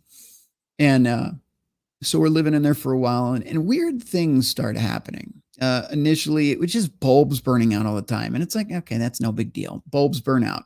But it was rather consistent. Like I was always going to the store to buy light bulbs. And then I still have the smoker to this day. It's a fucking phenomenal smoker. But anyway, the fuse would always blow out on it. I have never had that issue since, by the way, but the fuse would always blow out on the smoker. And I was like, all right, it's just bad electrical wiring. It's an old house. It's got to be something goofy, right? So you have that, and there's other weird things that happen. You'd occasionally hear something scratching in the wall. And again, okay, maybe it's a mouse, right? It got really weird though. At some point, I can't remember how long we'd been living there, maybe 6 months to a year, something like that. We lived there a couple of years. I would start hearing big band music, like old big band music. I'm like, all right, maybe the high school's playing, but I'd walk over to the other end of the property, and there was no lights on in the stadium. You could see it from there, and there was obviously nobody out there. And then the band music was on the other side of the field, 2-acre difference. So you heard it just kind of off in the distance, but it was on the other side of the field, right? So that was a little weird. And then the horses, the way they'd react when that would happen, they'd all walk up to the fence and they just blankly stare at you. Like all the horses from the next property over would just come up and just blankly stare like they were catatonic. Nothing at all. They didn't react to anything. They were just staring, right? So, all right, we live in this house a little bit longer. One day, I think it was me, my roommate, and then one of my girlfriends at that time. I think she had gone off to work. He was at work, and I was at home that day, and I had a phone charger in my bedroom. And, whatever phone it was at the time, maybe an LG, I don't know, smartphone. I had it plugged in, fully charged, and I walk out into the living room, and there's a ceiling fan above me. Well, anyway, my phone, there's a reason I mentioned the ceiling fan. The phone immediately just goes dead and it was just charged, right? So now I'm like, okay, again, I'm not thinking paranormal at the time. But then the fan comes to a stop above me. Just complete stop, right? So again, I'm not immediately thinking paranormal, but I go over to the light switch on the wall, turn it on and off, nothing. Start pulling the chain and messing with the light. I go over to the circuit breaker, nothing. I couldn't get this fan to turn on for the life of me. I was sitting there spinning it manually, thinking maybe it was just going dead, whatever. Just see if I can get some extra juice out of it, right? Nothing. Okay. So I tell my buddy this, and at this point, I'm a little creeped out. I'm like, with everything that's happening, with the grill keep bursting out, and the weird band music, and the scratching in the wall, and all this stuff, dude, that fan just like stopped right as I was underneath it, and my phone died. And he's like, "Man, there's nothing wrong with that fan." He walks over, he touches it.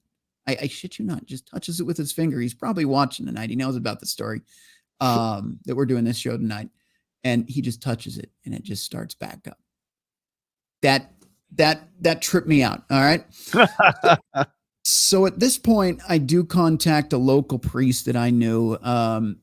Part of the, and I don't think it's political, but he was part of the liberal Catholic Church. I don't know if anybody's ever heard of that here. But yeah, liberal Catholic Church. I'm not going to give his name away, but I talked to him and he's like, yeah, you probably have some, residual energy type stuff, something negative in the home. Just do this prayer. He gave me a prayer. He gave me like some holy water, and just told me walk through the house and do this and do that. So me and my roommate and my girlfriend at the time all did this. And as we do it, everything's fine. Everything's just fine, right? As we're doing it, she just sits down in the floor in the back. There's like 2 family rooms. It was an addition, but there's like a front family room and a back family room. She just sits down in the middle of the floor in this back family room and just is non-reactive. Like, I don't know how to explain it. Like she just went into meditation or a trance or something. Yeah. Yeah. So it lasts a couple minutes. She does finally snap out of it. We finished the prayer because we were all supposed to do it together and walk through all the rooms of the house. So that was a little weird, whatever. And he said that should take care of it. Should go away at that point. Oh no. No, we made something angry. So the next day, we started hearing that clawing in the wall, but it was more obvious. Like both of us, me and the girlfriend at the time, were standing in that room in the bedroom. We both heard the clawing. It was like there was a bed in there, and then there was like a wicker, one of those wicker couches, love seats, little things, and you could clearly hear the scratching coming from behind that. One night, very shortly after that, she's in the kitchen and she swears she's hearing growling coming from the cabinets. I didn't hear it, but she swears she was hearing these growls coming from the cabinet. The lights started going out more and more. The fuses on the grill were going out. And I'm like, hey man, we did this prayer thing. We did all this. That didn't work.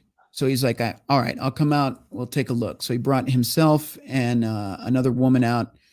And he walked through the house, did the whole thing. He's like, what you're dealing with here is a lower level intelligent entity. This is not what I thought it was. This is a serious deal. He pointed over to the living room in the same area that the scratching was coming from. Not exactly, but that same area. He said, this wall here was at one point all one room. And at some point, somebody did some renovation, put this wall up. What happened here is a portal was open. This house was built in like 1913, something like that. So it had been around a while. He said it had opened up some kind of portal and something from below had entered, and because we had disturbed that house. Whoever had built that addition disturbed the house. So he goes through, he does an actual exorcism on the home. He does the holy water. He's got the little thing. He's got the little sprayer thing. It's like, it's got the water in it and he sprays it on the walls. So he gets to that room and we're watching him do all this. He gets to the room where he said this happens. And I know there's no trickery here. I can see him. The water's hitting the wall. Nothing bad's happening. When he hits that room, it's not a lot, just a couple, but it's a couple little red drops start appearing on that wall, start running down. Oh no. All right. Yeah. Bad. All right. So whatever that was, this is thankfully where the story ends. He sits down all three of us. He does, the exorcism on us just in case it tries to move into us. And the house is normal after that. The fan never stops again. The phone never dies again. No fuses blew out in the grill. None of the light bulbs blew out except for like one here or there. And that was the end of it. But yeah, that goes to tell you, if you're in a place where there's some kind of activity and it seems to be getting worse, don't fool with it. Don't try to handle it yourself. Call somebody. Because the second we intervened and tried to do something to calm whatever it was down or get the negative energy out, it retaliated, and it was quite a bit more obnoxious after that. So, but yeah, those are a few of my stories. I've got more, but like I said, it would take a while to get into. But God, yeah, that just sounds horrible. So that's some of my experiences. Jimmy, I know you had a little brief one. Get into that one. Seeing that. Your guys' stories are a lot better than mine because I've only had like 2 or 3 paranormal episodes that happened to me. My first one, my cousins and I were playing hide and seek in my grandma's house.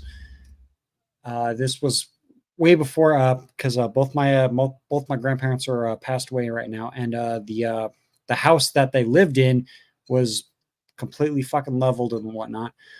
But when we were playing hide and seek one time, no one went upstairs for some odd reason. I don't know why. It is what it is. But I decided, I'm like, oh yeah, because it was just a regular staircase. You go up and then it turns and a couple flights of stairs. And I hid behind the upper level where the 2 attics or whatever you mean, or whatever they are that met. And I just sat behind that landing. There's a piece of plywood, so you can't look down, can't look up. And there was a rocking chair like 2 feet away from me where I was crouched down hiding. And I did not touch that rocking chair or anything. The next thing I know, I look over and, I hear everybody talking downstairs. Oh, where's Jimmy? Where's Jimmy? And I just happen to be like, I'm quietly giggling and whatnot. Nah, no one's going to find me because no one comes upstairs. Well, I look behind me and that rocking chair is going back and forth like someone is actually comfortably rocking back and forth in it, not like a slow rock back and forth. Someone is sitting in that chair and they're actively rocking back and forth. And I could feel something. And I was like, something's looking at me. And that's when I looked over and I saw that rocking chair. I'm like, oh, I'm going to go ahead and go back downstairs now. Yeah. Because I'm like 6 or 7 years old and I'm freaked out because I haven't seen this fucking, I don't see this. I didn't touch that chair or anything. My second one, I was hanging out with my buddy's girlfriend at the time, because I didn't have any really good friends at the time and whatnot. So I was hanging out with them. It was me and my buddy's girlfriend. We were hanging out at their place. And according to her statements and whatnot, she's more like in tuned to the paranormal, so she can see apparitions and all of that and whatnot. Fuck that. No. Yep. So we were hanging out there and everything was all good. We're just sitting there watching TV, playing video games, and having a you and whatnot. And all of a sudden she goes quiet and I look over and I was like, "Are you okay?" She's like, "I'm seeing 2 or 3 things." Oh, and I'm looking around and I'm trying to, of course I can't do it, but I'm trying to get my mindset into that kind of, I can't remember what you call it, but we started doing a kind of like a ghetto spirit box thing. Like I just pulled up my phone and I hit record. So I was recording video and we were asking questions and whatnot. Of course, we didn't pick anything up on that, but we went to the back room because it was in a trailer. So you got the back room in the trailer, and then you got the hallway looking down into the kitchen. And I just decided to start taking pictures with and without flash on it. There was one picture that picked up that with the flash, and of course they had 2 puppies and a cat at the time, and they were nowhere near where I was taking the pictures and whatnot. And I took this one picture, and you can see very clearly a bright green light right at the base of the fridge. Nope. Nope. Yeah. Oh, that's not good. But other than that, those are my paranormal stories, just because I think, the ghosts and the and all the afterlife, like, oh, this guy's pretty fucked up and messed up, so let's go ahead and leave him alone. Which is why I've gone through, what is it, 6 night terror demons now? Right. So, I've got Kevin right now. He's pretty chill dude, but hopefully, I don't hear any more Crusader Nate or MGTOW Mando stories Well, you will that make Kevin say, you know what, fuck this guy, fuck his friends, I'm out of here. Kevin's a good dude, man.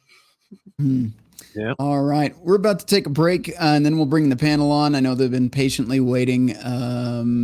But yeah, before we do that, I've got a couple more chats I saw that I want to get into. This one, Popp, I think it was a very good question for you, but I don't know if you know the answer. Shrapnel on the Redonkulous YouTube for $2 says, Battle Buddy is possessed. What do you do? Oh, that's bad.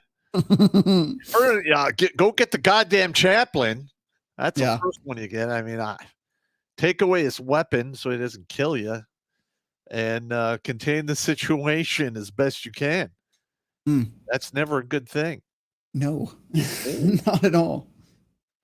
All right. We've also got over on the Redonkulous Rumble side of things, the real stag for $1. Wait until Bigfoot moves back north in Wyoming. His ass will be on display at Valley Foods in Saratoga the next week. There you go. Now listen, I don't want to be the guy who shoots Bigfoot. No. I do not want that kind of fame. I'm good. Yep. So unless he's like, trying to actually kill me, I'm just going to let him be. I don't need that bad karma or whatever. I'm not shooting Bigfoot. I concur. All right. We've also got the real stag again here on Rumble for another $1. Popp, I hope Blake left my PD ghost story for you to read. It was messed up. All right, cool. All right. We'll see if we can get to it. If not, I will cover it at another show. Perfect. All right. We've got Mountain Man 93.95 on Rumble as well for $5. My wife, my then wife, and I were visiting a mausoleum one winter evening in Evansville to pay our respects to her late grandmother. All kinds of sounds like doors closing and sharp noises. No one except us. No, thank you. Yeah, some of that mausoleum shit. Yeah, I was watching I love to watch scary videos on YouTube and Rumble, but they were showing this one video of he's basically a security guard at a cemetery. And he's literally going into this huge mausoleum, and you can plain as day at normal tones, there's like a child talking to this guy. And I'm like, and he's like turning around with the camera. What the fuck? There's nothing there, man. And it was like 10, 11 at night. No, thank you. Yep.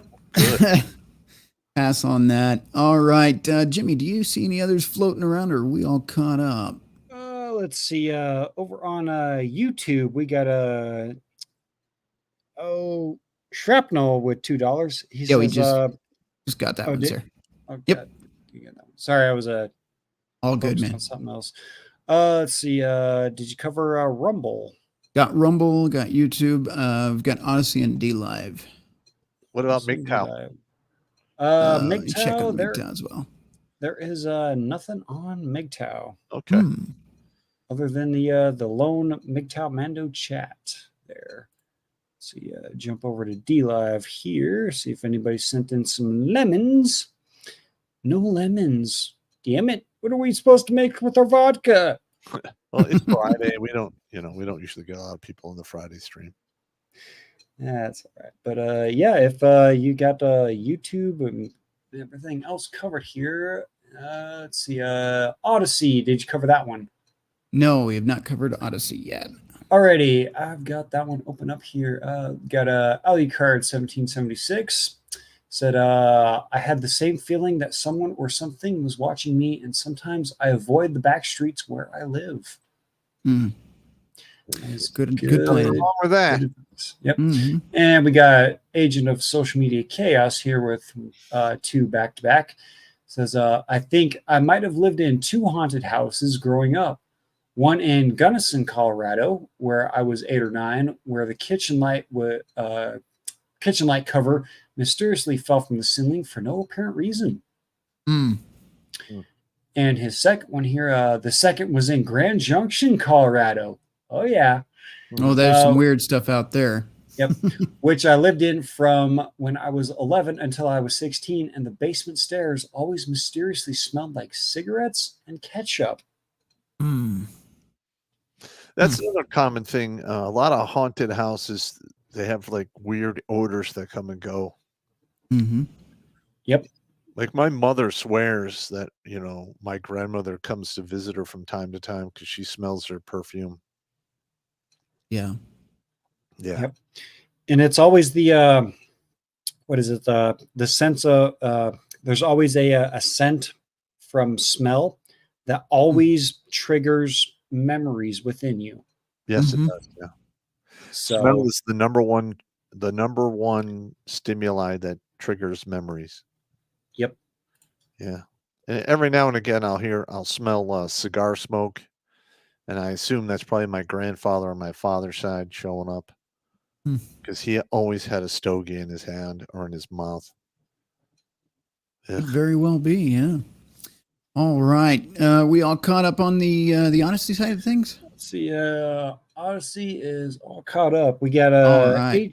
H12 dropping in with $2 over on YouTube. He says, "Thanks, y'all. Thank you. Thank you very much. Thank you." Appreciate And it. we do have a few emails sent in. We got one from Murdoch 068, and we got Jackal's 2 stories. Oh, yeah. We can go ahead and take a piss break and all that good stuff. All right. Billy's got something to promote for himself. Yes. So what's going on here is if you caught Billy's last year October Halloween episode, he did a phenomenal job going into this abandoned location and filming documentary style, some pretty creepy stuff. Well, it turns out there's a season 2. We're going to check that out now. It's coming out October 30th. So if you have not subscribed to Billy Von Baum and you want some more Halloween and haunted and all that good stuff themed material, I would strongly recommend checking this out because it sounds like it's going to be great. We will see you in about 4 minutes. We're going to bring the panel on, have them tell some of their stories, read some emails, and then call it a night. Here we go. All right.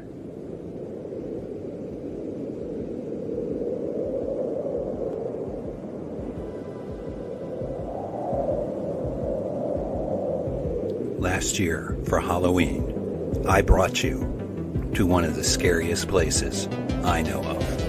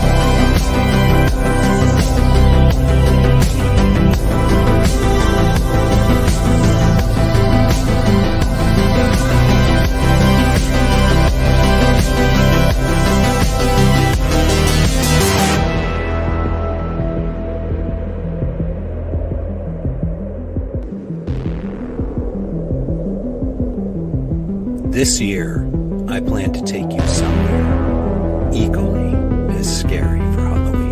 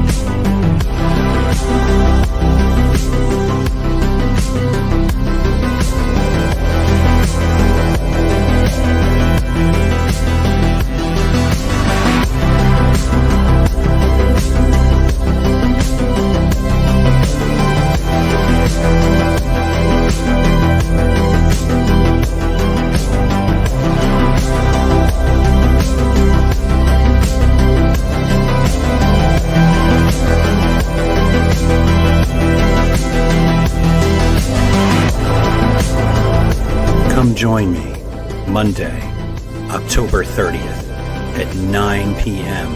Eastern Standard Time. I'll take you places you don't want to be caught dead in.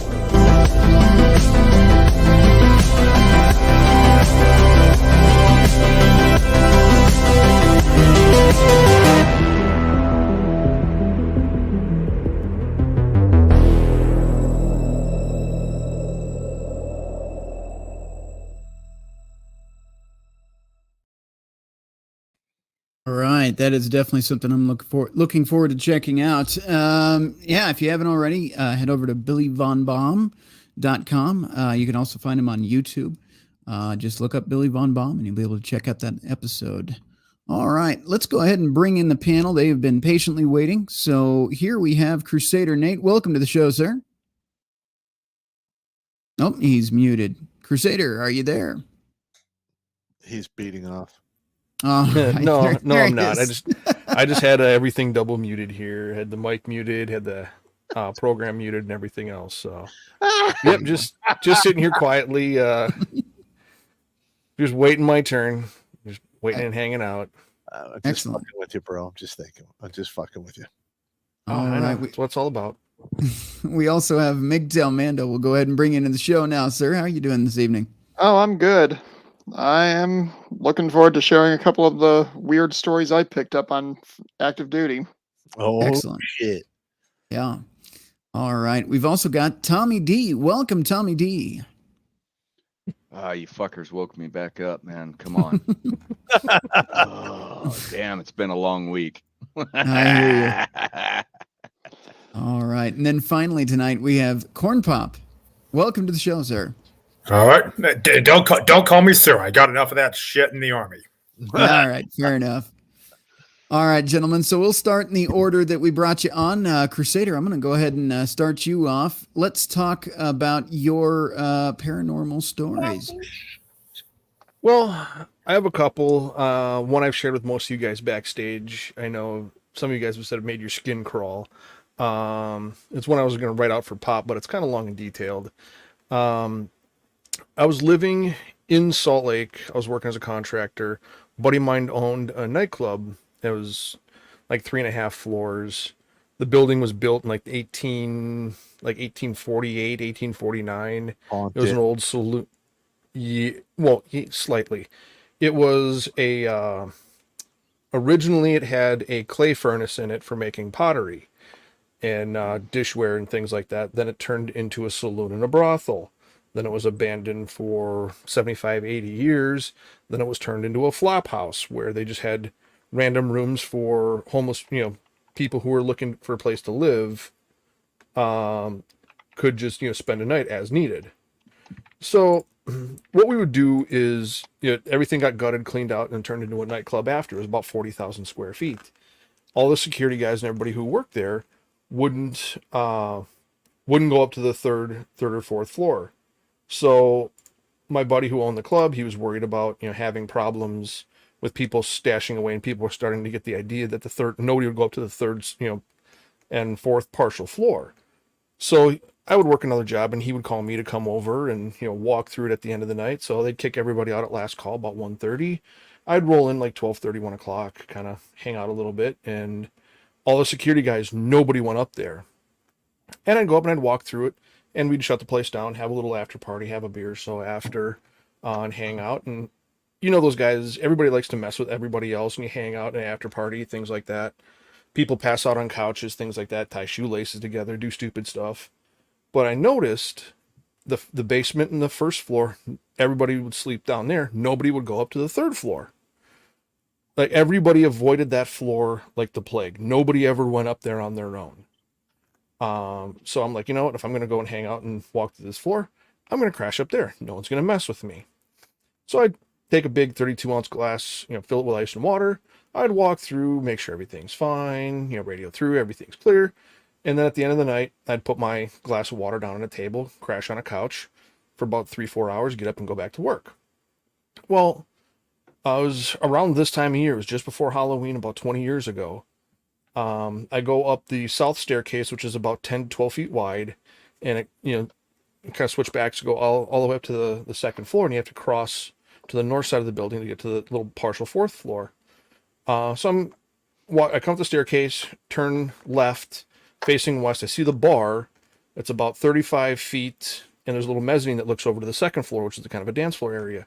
And just as soon as I get to the end of the railing on the right-hand side, about 130 feet roughly away from me, I see a blonde woman in a white dress looking down at her hands.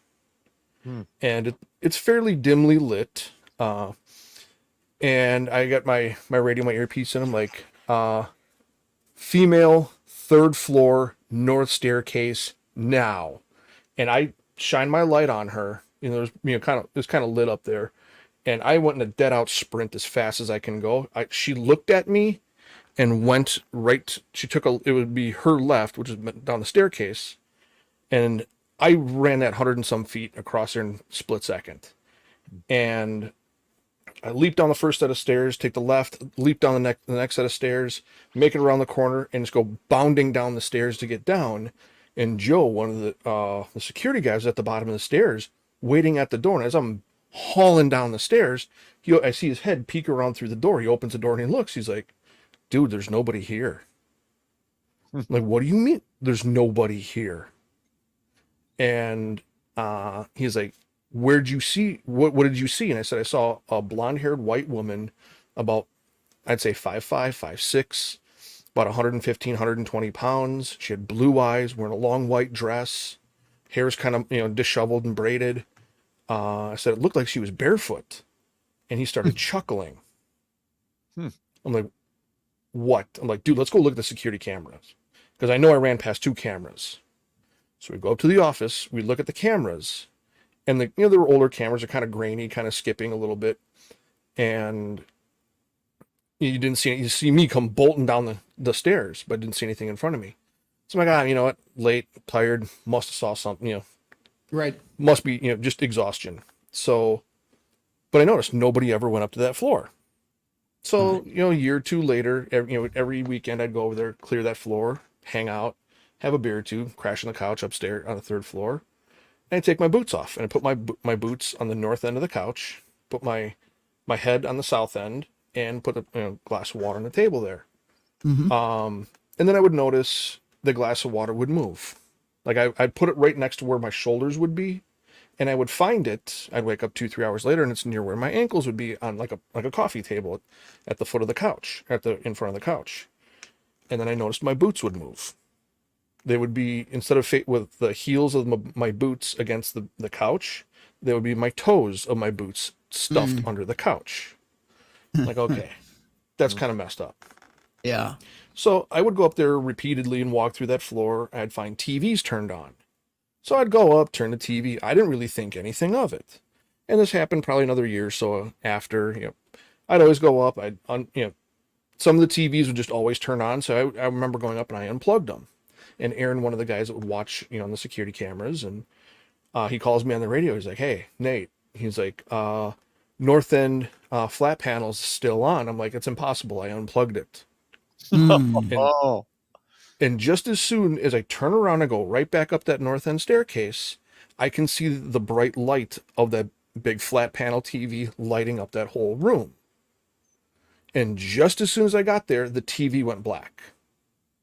I'm like, all right, whatever. So I go and I unplug the TV, made sure it's unplugged, slung the cord over the screen so the plug would hang over the screen. And I'm like, all right, whatever. And I've gone up there a couple of times and I thought I saw the same girl. And I was talking to one of the other security guys that worked there. And he looks at me, he goes, so you saw her? And I said, saw who? And he said, this building, that's what he said, this building used to be a saloon and a brothel, used to be a flop house. And when it was a saloon and a brothel, there was a young blonde woman who was orphaned by her family when they came out west to build a lot of stuff in Utah for the Mormon church. She had nowhere to go, nothing to do. The only thing she could do was work in the brothel. She didn't like what she was doing and what she had to do, so she hung herself on the 3rd floor. God damn. So I would routinely after that, I'm like, okay, I didn't really believe in it. So I'd go up there and I'd talk to her. I'm like, hey, everything's all right. I'm just doing the usual walkthrough. You see me do this all the time. And I'd go up there again. End of the night, catch a couple hour nap before I have to take off back to work. I'd put my boots down and I would put my glass of water near my ankles just to kind of sample things a little bit. Yeah. And I would wake up, a couple hours later, and the glass of water would move from my ankles to my shoulder height. It would move right across the table towards me. And my boots would be slid over, so if I sat up in the middle of the couch, my boots would be on my right-hand side.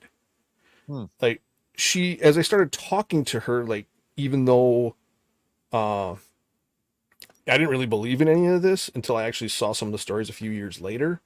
And I would go up there all the time and do that. And I was back there in 18, and a friend of mine bought the building.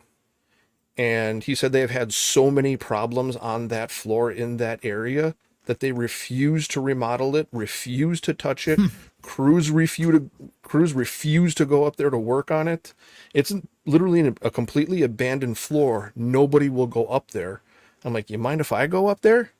And he's like, if you go, you're going on your own. Like, guy owns the building and is absolutely petrified to go up there. And I went up there and it felt like I was going home. Like, there was like that welcoming feeling, like everybody else got creeped out of being up there, but I would go up there. And when I was up there in 18, I was walking through, kind of checking everything out, bringing back old memories. I just looked at it and, I'm looking around. I'm like, all right. I'm like, great to see you again. Sorry I've been away for so long. And I could have swore right as I was walking, I heard a woman's voice say bye. Yeah, it's quite possible. Yeah, I mean, I've had moments like that in that building repeatedly over a 7 or 8 year period of time in that same area. But yeah, going back in that area, I know a lot of guys that used to work in that building. Like, yep, that place is haunted. Nope, we're not going anywhere near there. Yeah, that place is frightening. Yeah, damn. Yeah, so there's that one. And like I said previously, a buddy of mine bought an old vaudeville theater and was restoring it. And I've been in there, just he and I, we'd be walking around checking things out. You could hear what sounded like the old Victrola record player has a specific sound to it. You could hear that in the green room area when there's nothing in there. You can hear like the tick, tick, tick, tick, tick, tick, tick, tick, tick of some of the old silent projectors, like the old reel-to-reel film players. I wouldn't have set foot in there. you could hear that. You could hear that coming from the photo booth up top. No. A lot of that might be residual. Yeah, like and my buddy that he tried to have crews go in there and restore it to try and do plays and things like that in there and kind of use it as a kind of a performing arts private location. But he said all the crews, they would go in there and they would see or they would hear something or things would be moved. So he said the safest thing he could have done, he just demolished the entire facility and rebuilt a brand new place and made it an art gallery. And I guess now that art gallery is haunted. Oh my and So- that's when he knew he fucked Dude. up. I would have loved to go there and check that out. Right? Yeah. Heck Well, the yeah. nightclub's still open. I can get us in there. Ooh. There you go. Is that third floor still there? Yeah, it's still there. What city is this in? Salt Lake City. I might have to check that out, brother. Oh, Yeah. Oh yeah. yeah. I just have to talk to a buddy of mine. It'd probably take maybe a 20-minute phone call and be like, dude, just can we rent out the third floor for an entire night? He'd be like, sure, no big deal. I There would you definitely go. be for that. Yeah. Right? But there's that one, and then a girl I was dating around the same time, she heard about the Stanley Hotel, and she Oh, wanted to no. go stay at the Stanley Hotel. And no matter where I went on the grounds, you walk the grounds, you walk the road, you walk the pathways, the trails around there. Dude, I have never felt like I was living inside of a fishbowl until I got close to that place. Don't ask me why. Well, yeah, I'm a firm believer that there are energies out there that our physics and our science knows nothing about. And I mean, how else could you explain, like, red pill rhino in that little haunted forest area? Mm-hmm.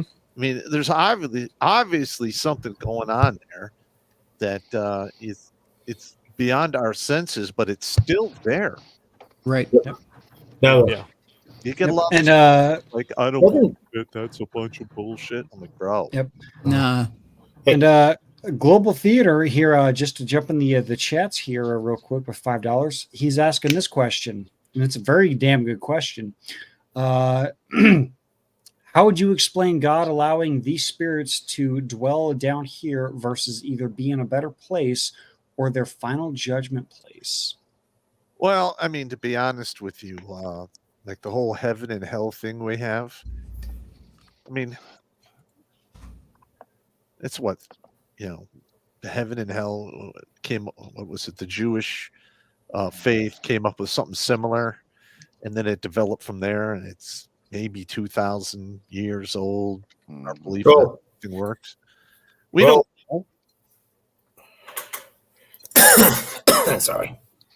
Yeah, we don't know how that works. Yeah. Well, something I'd like to point out, when you look at physics, and I think it's the laws of thermodynamics, it says that energy cannot be created nor destroyed. Correct. The human consciousness is essentially just a collection of electrical impulses being passed around inside of this little meaty sack we call a brain. Yeah. So telling me or saying that you can't create or destroy energy, but at the same time, after somebody's heart stops beating, that the energy that goes into your consciousness no longer exists, that has never sat well with me. That doesn't Yeah, right. flow with me. Yeah. Because essentially you're saying that one type of energy lasts forever and another type of energy just goes bye-bye. Yeah. Here's another thing. It's like I watch a lot of those ghost videos, and some of those where they put up a static cam and they're looking at a room or something. You see literally shit moving, cupboards opening, shit thing thrown out.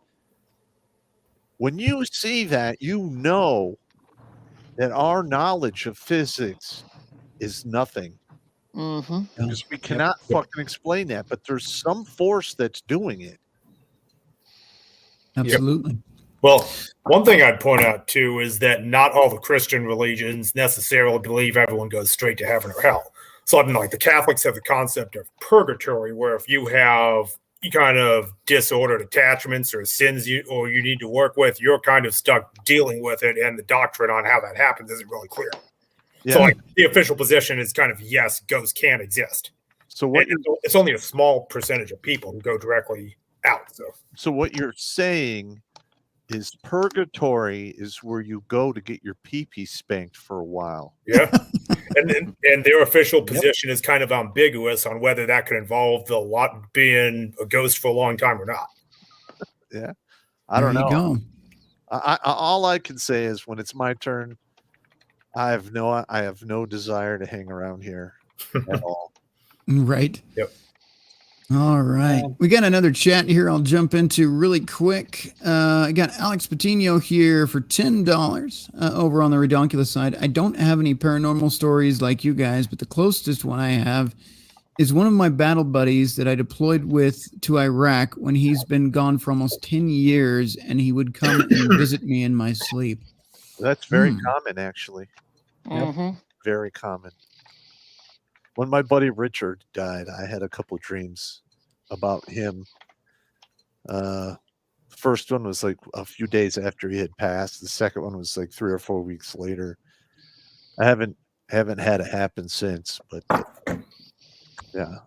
Yep. I'm a firm believer in that. Yep. There is always the energy that it still persists, and it will find a way to come visit us. Right. Do have another one over here from the Real Stag, $1 on Rumble on the Redonkulous side. Resent the PD ghost story as a forward, so we'll have to check out the emails. Jimmy, while you're doing that, let's jump into Mando stories here really quick, so we can keep on rolling through. Okay. Well, I've got a couple of them. First of all, before I jump into either of the active duty ones, this is something that you all might find weird. It's not exactly a ghost story per se. Back when I was the summer between my sophomore and junior year of high school, my sister wanted to go and visit the house that Laura Ingalls lived in when she was writing the Little House on the Prairie books.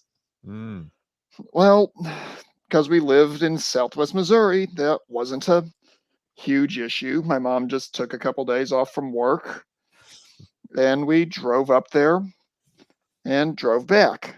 Now, we didn't take the same route back because there was some additional errand my mom wanted to run on the way. And they insisted on bringing my sister's three-legged dog. There's a reason for that. While we were on the way back, we drove through this town called Twin Bridges. On one side of the town, of the one road I saw in this town, was something called Empire Ranch. Opposite side, Republic Ranch. First bridge we passed over, old style wrought iron construction bridge. Didn't think anything about it. Didn't think all that much weird about it. We go around through the rest of the town. I look back as we're going over the second bridge, which was more of a suspension type job. And I look back, and the first bridge, there is a void beneath it. It's like someone literally took a hole punch and punched out a piece of reality. There was nothing there. Fuck that. Where this gets even more bizarre was my sister's dog was a Rottweiler something else mix. Mutt. Nice, Big mutt. nice. Yeah, nice dog most of the time, but very excitable. And I always hated having to travel with that thing because it never would stay off of me. The entire time we were in that town, that dog was in the floorboard whimpering. Oh. And once we got out of the town, my mom turns around and asks me, "Did you see any people, birds, anything?" I'm like, "No, actually, come to think of it, I didn't see anyone. I didn't see any sign of life aside from grass and trees." Well, school started up about 2-3 weeks later, and I go into the computer lab, and I decide to look up Twin Bridges, Missouri. The computer fried itself rather than giving any kind of information whatsoever. And the guy who ran the computer lab opened it up, and the entire innards was just completely cooked. Yikes. That's fucked up. Yeah, I have never Googled that town again. I don't want to go anywhere near it again. About 2-3 years after basic training, when I went to active duty, I had a dream where I was getting out of a Black Hawk helicopter. I assume it was some kind of air assault type thing. and there were weird beams of multicolored lights shooting out of the void underneath that bridge. Okay. I never want to go anywhere near that place again. It, But here's a common thing: like military bases or battlegrounds are crazy haunted. Mhm. and that's where we're going to get into my second one for you, Pop. You're All right. going to like Bring this. it on, baby. I want to hear this one. You've been to National Training Center on Fort Irwin, correct? Fuck you. Yes. Okay. The only thing I like about that place is the original Del Taco is in the nearest city. Not anymore. You're being more charitable than I am. Well, did either one of you ever go anywhere near training area 42 on that post? I don't remember exactly. If I'm recalling correctly, I think we did some machine gun training out that way. I have been all over that post doing maneuvers, training other people. I Okay. absolutely hate that place, and I hate living in the chicken shack buildings. Okay. Well, I was in a armored unit I was in a logistics unit from Fort Riley that was there for rotation. They decided that since that area was far enough away from where the quote unquote action was going to be, that'd be a good spot to set up the talk. Oh no. We set up there, and the very first night we are there, and I'm on talk watch for that first night. All the computer monitors start flickering, flashing. It looks like a scene from Star Trek when they're in the middle of a firefight. Hell no to the no. Well, and two of the monitors would constantly come up with things that looked a lot like faces. The battalion chaplain was in there just doing checks on people. He sees this and he goes, "Yeah, we need to move in the next 24 hours." Yeah. Well, even if you don't, the computer's going wrong. It is the kind of thing that'll make an 04 flip their shit. Oh yeah. Oh, well, the even more fucked up part of this, the very next morning, when I'm getting relieved, I'm standing up from the radio after having given my back brief to the person that's taken over for me. Mm-hmm. The chair I'm in collapses underneath me and leaves me with a good 4-inch gash on my left arm. These chairs are rated for people. Well, they're rated for Gorlock the Destroyer. And the fact this thing completely just collapsed under me, everyone was like, "Whoa, what the hell? You're not that heavy." I'm like, "Yeah, I know. Can someone give me a bandage of some kind, please?" I go back to my tent, the little sleep tent that I was issued. I lay down after getting patched up by the medic.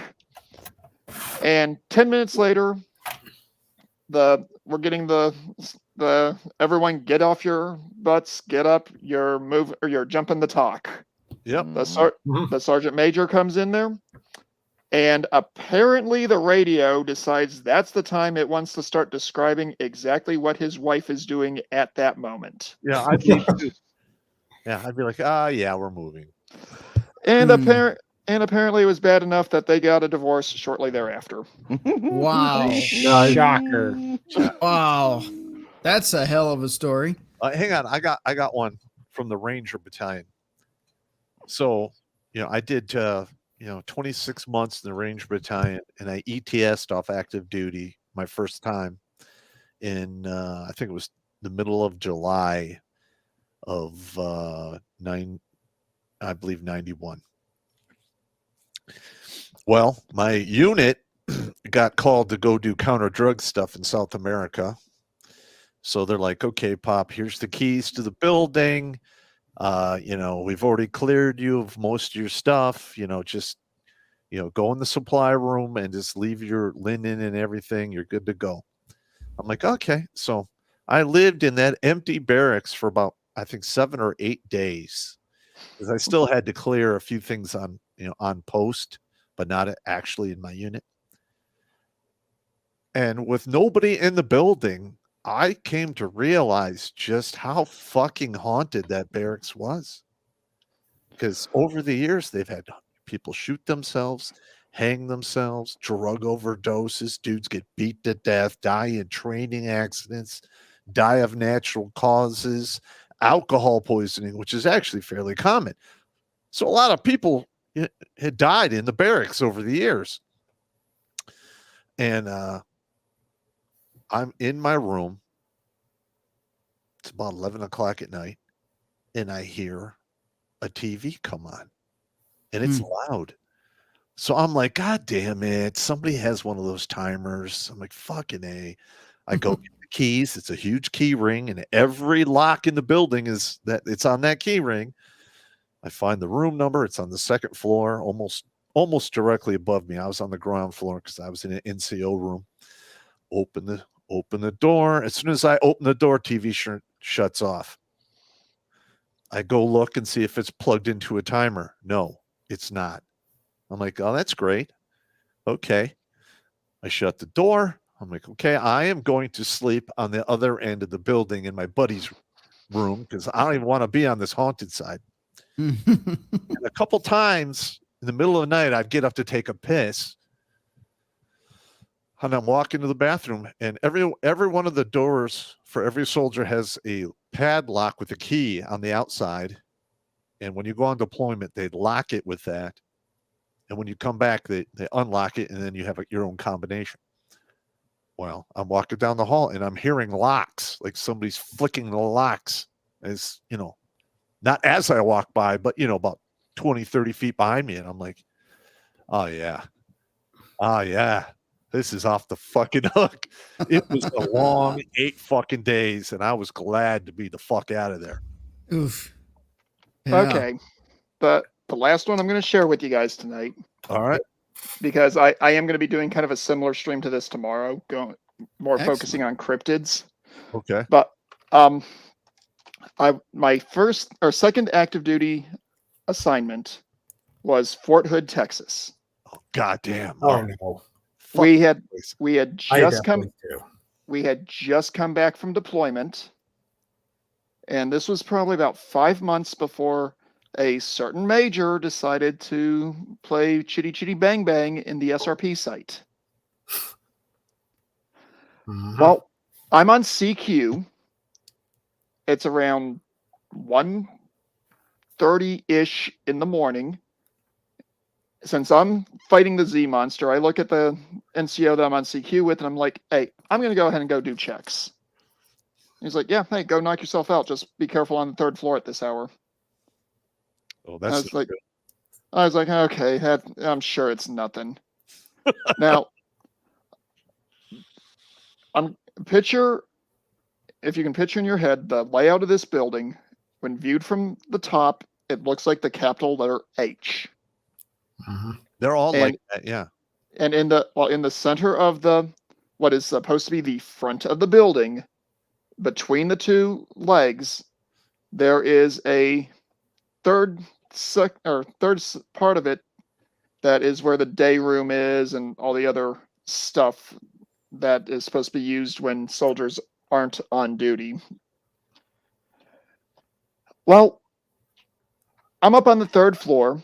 It's an open air walkway. It looks like a nice building until you have to be there at night. I walk past this room that is unoccupied. It's been long-term unoccupied, and I didn't think anything of it until this night. I walk past it. I check the doorknob, make sure nothing's loose or whatever. And as I'm walking away, I feel something shove me as though it's trying to push me over the edge of the railing. And because of where it is, I would have landed on top of the skylight that would have led into the day room. Oh, That's bad. yeah. Yeah. Well, I managed to keep a good enough grip that I don't go over the rail. Needless to say, I hurry my ass up, finish the rest of my checks, get downstairs. I'm probably white as a sheet. My NCO looks at me and goes, let me guess, 312. Like, yeah, 312, 313. He goes, sit down. I need to tell you something. Oh. Here we go. Well, no one ever goes past that particular wing on the barracks after, or from a period of time after midnight until 2:30 in the morning. Because there was an alleged suicide, well, self-deletion. Sorry, I might have just got your channel dinged from the S word. Fine. But there was an alleged self-deletion out of that building where the individual went through the skylight into the day room, and is ironically enough the reason we didn't have a pool table in that barracks. Mm. So you gotta fuck it up for everyone. Yeah, in more ways than one. Yikes. I'm like, okay, well, that's bad. He goes, yeah, it gets worse. Oh. Allegedly, this guy was one of those individuals who liked to play with the boards and the cards. And may or may not have drawn a symbol on the wall that kind of incorporated a star and an animal head. Oh boy. Yep. Well, I'm like, okay, so you're telling me I just got attacked by a demonic entity? He goes, yeah, you're taking this pretty well. I'm like, yeah, because quite frankly, if I lose my shit right now, what are you going to do? You're going to look at me and go, calm the fuck down, go get a cup of coffee. Mm-hmm. Yep. And he's like, yeah, you got a point there. I'm like, I'm just not going to go anywhere near that particular room again. He goes, generally speaking, we don't let anyone go near that room unless there's at least 2 people with them. Did I ever tell the story about I lived with a devil worshiper once? Oh. Yeah. Yes. I think you've told the story about the devil worshiper in your unit. He was in my room when I was okay. Yeah. That was interesting. Yikes. But yeah, that was probably the most messed up time I ever had on CQ in my 13 years active duty. I would say that's pretty messed up. Yeah. That's a very memorial. You're going to remember when an entity from another plane attacks you. I mean, it's going to happen. You're just going to remember that forever. Oh, yeah. Yeah. Yep. So And anyway, actually, the devil worshiper I lived with. Oh, yeah. So I was in the 9th ID, and I got sent away for I think it was 21 days to drive a deuce and a half for the 247 infantry.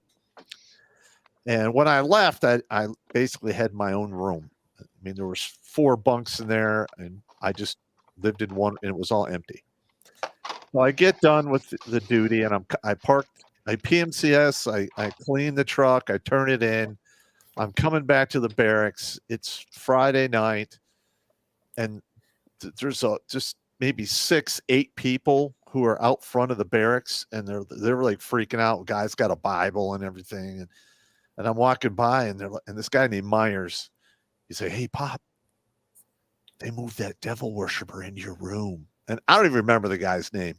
I mean, he already got like 2 Article 15s. He was a head case. So I'm like, yeah, whatever. I don't give a shit. I don't believe in that stuff.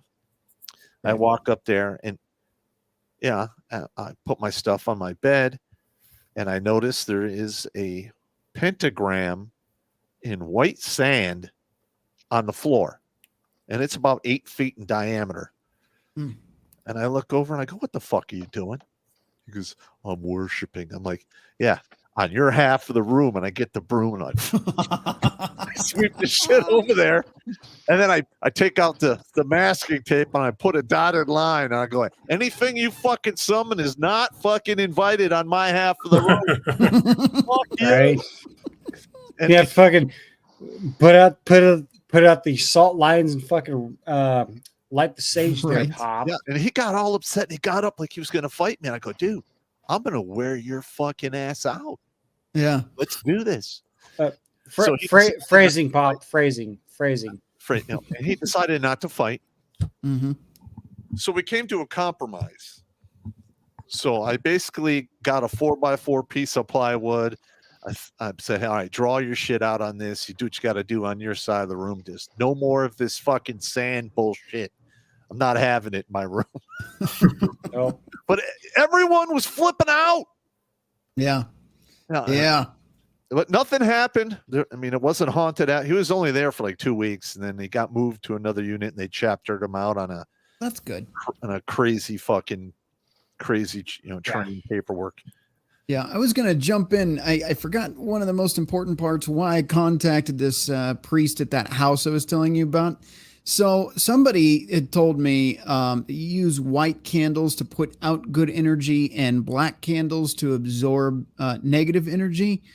Well, we were burning those candles because it was getting a little weird around there, and this was right around the time he was saying it's probably just some negative energy. Just do the thing. Well, the day after that, before he actually came over to do the whole exorcism, we did the candle thing, and the black candle exploded all over the wall. Like it was one of those glass ones, but the whole thing just exploded right onto the wall. And I'm like, all right, whether that was just coincidence or not, the fact the thing that's supposed to get rid of the bad energy just splattered all over the wall, that tells, because it was the same part of the house where all this weird stuff was happening. So I'm like, nope. It's time to call him in. So Calling yeah. him professional. Okay, here's the thing, Rhino. When it comes to stuff like that, if you aren't actually a practitioner of one of the things that are one of the religious beliefs that actually does that, right, all you're doing is really hacking off whatever entity it is that's occupying that space. Yep. Because if you can be doing everything according to what you're told to do by whoever, and because you don't know exactly what the intent was behind whatever summoned it in the first place. Right. All you're doing is making that thing go, okay, you want to play? I can do that. That's definitely what it felt like, man. Well, yeah. I saw an exorcist talking about that, but he was saying that the whole thing is very legalistic and it hinges also on having proper authority over the location in question. So you want to own the house and be the effective head of the household to be able to do anything. Yep. Hey, Corn Pop, where did you serve? Well, it was National Guard 2006 to 2010. I was a Georgia National Guard going to Dahlonega, the university up in Dahlonega at the time, then did 5 years officer's side. That was a freaking mistake. I hear you. I don't blame you for getting out. The officer side's crazy. Yeah.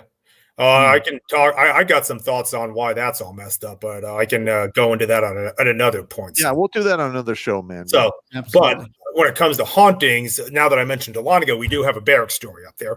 So, Pop, have you ever heard of the University of North Georgia? Yes.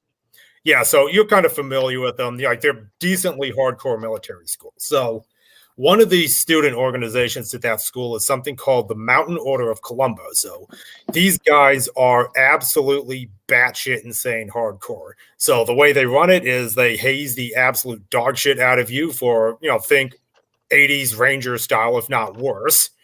And if you don't drop out by the time you get to the spring, then you've pretty much made it. So if they don't like you, they will make sure you drop out. But it is there is no actual kicking people out. And even with that rule, maybe 2 out of the 15 or 20 people who try out will make it.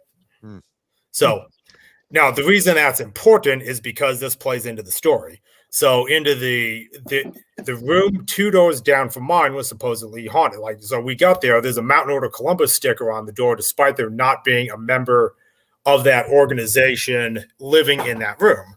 Well, the reason why is because it was a deceased student in there.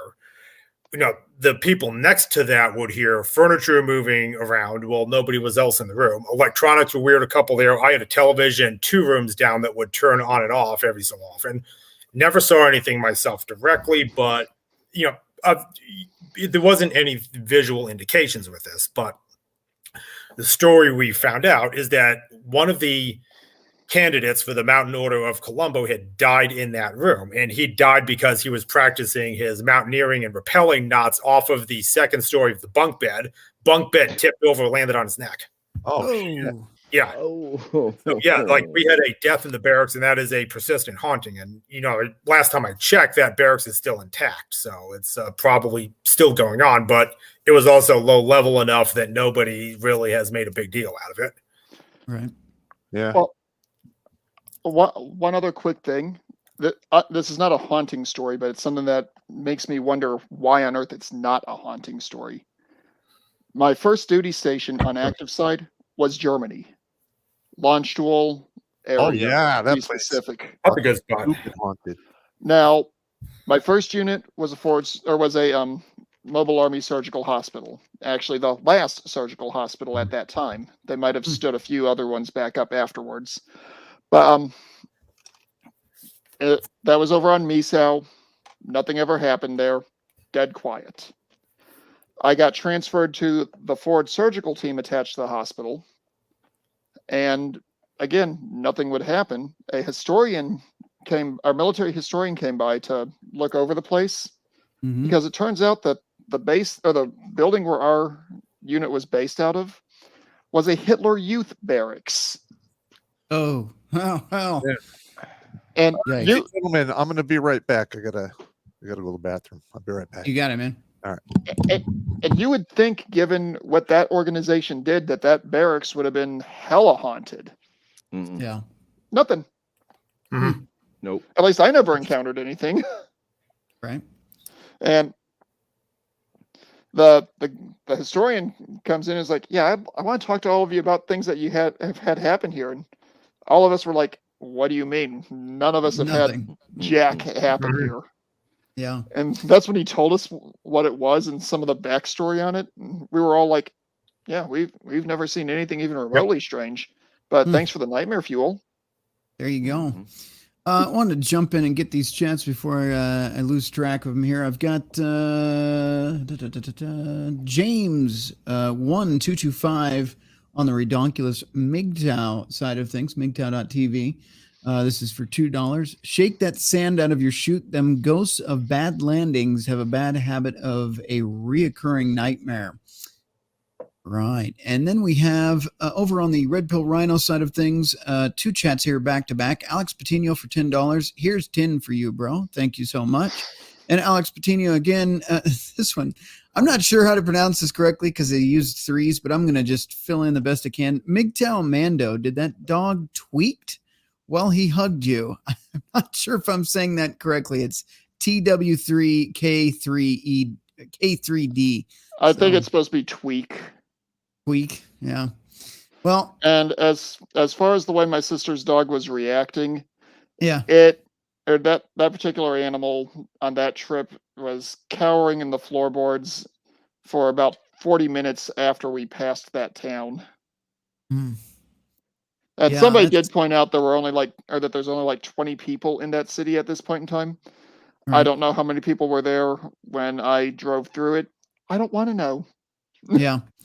All right. On that note, we're going to switch gears and get to our last story this evening. We've got Tommy D. Then we've got some emails to read, and we'll wrap it up from there. But Tommy, you had some paranormal stuff to tell. So, God, am I the last one? You are That's now. probably 'cause Yeah. I took Well, my yeah, nap. because you were slumped there for a second. Yeah. So this story's your slump buster? Yeah. So this one's kind of it's a family thing. It's an odd one. Grew up in a house. Well, didn't grow up there because we left that area.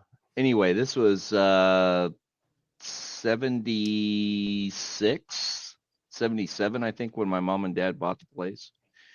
Older home, small 2-bedroom, probably, I want to say maybe 800 square feet. Like I said, older home. We had an entity in the house. Oh, great. Yeah. And it wasn't a threatening entity. It was what we could figure, and what Mom always claimed was it was an older lady that had passed away in the home. My experience with it that I remember vividly, because you wanted a paranormal one, was we were in, I don't even remember which direction of the house we were in, if it was south or north, west, east, didn't matter. We were in the bedroom that was on the front, the street side facing, and mom and dad had the back bedroom, which was the alley side facing. Anyway, there was 3 of us at that point, I believe. Yeah, I think my sister and brother had both been born already. But there was a dresser sat next to the door, and my brother's crib was in the room. I had a bunk bed. My sister was on the bottom bunk. I was on the second bunk.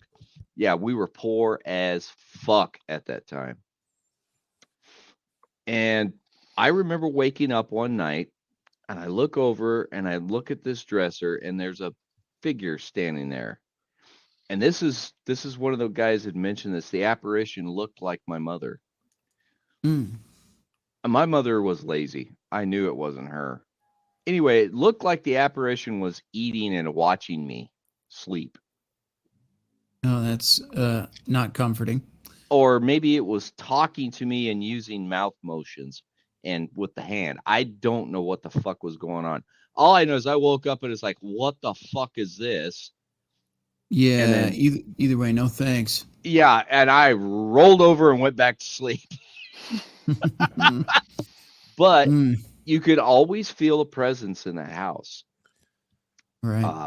About, I think it was 10 years ago, I drove by where that house was, and it's gone. Mm. And the house next to it, which our neighbors had this, yeah, I remember that. I was down in their basement. They dug another hole in it was a weird fucking area, guys. Anyway, old town type shit. That house was falling in on itself, and nobody was living there anymore.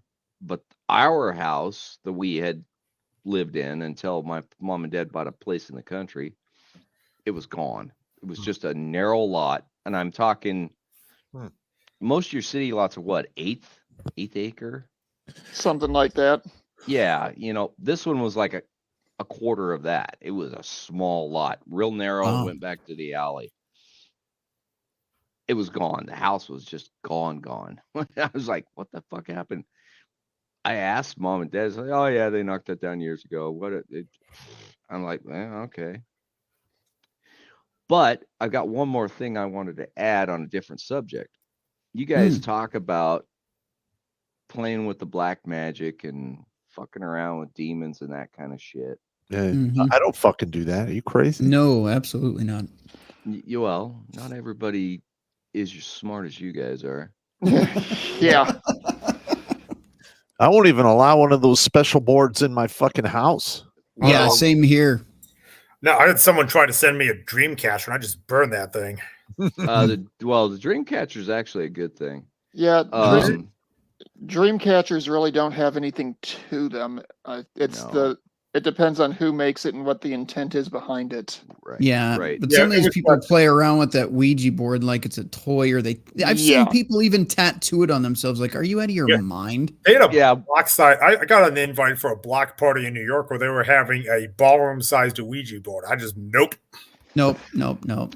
Yeah, that's a Gozer level summoning.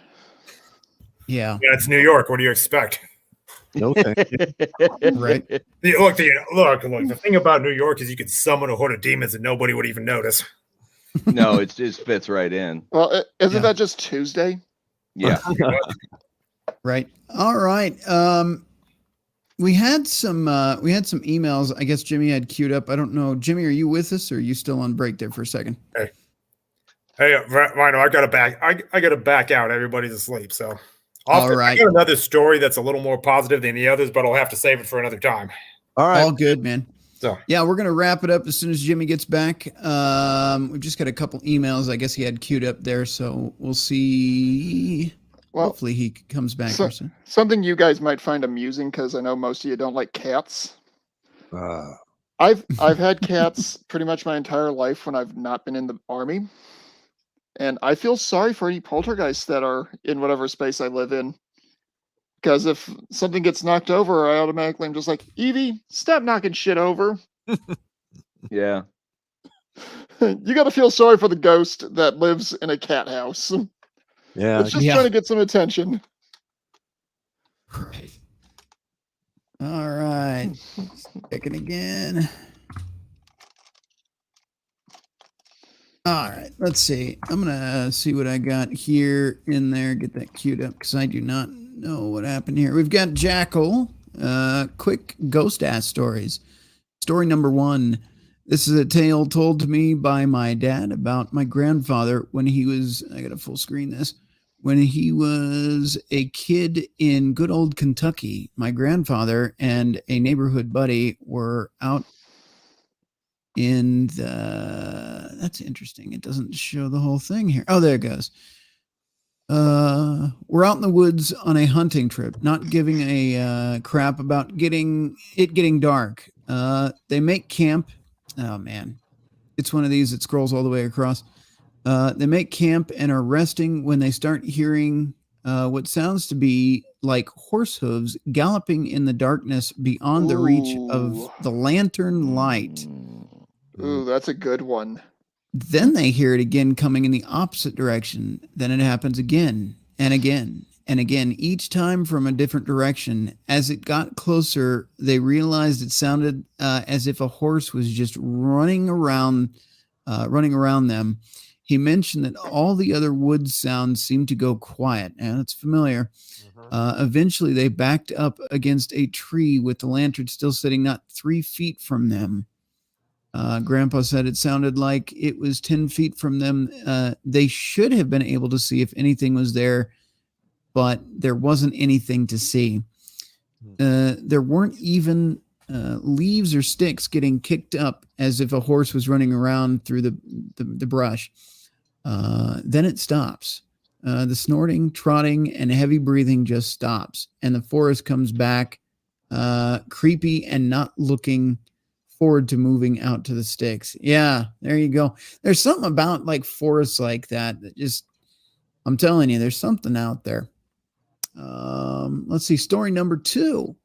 Cousin and I were exploring the patch of woods that separated our suburb from another. Came across a tree that looked like it was totally hollow. The base of it had an arcing opening that almost resembled a doorway. Told my cousin to hold position as my dumbass self-crouched down and crawled into the hollow trunk. Once inside, all sound from the outside went silent. There should be cars, kids, gunshots, and dogs making noise. All that should have been heard in there, but nothing.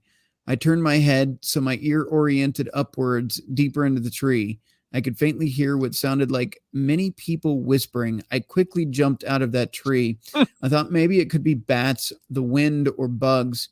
But thinking back, those were clear human voices, many of them, all talking at once in hushed tones. After venturing far into someone else's yard, we decided to head back.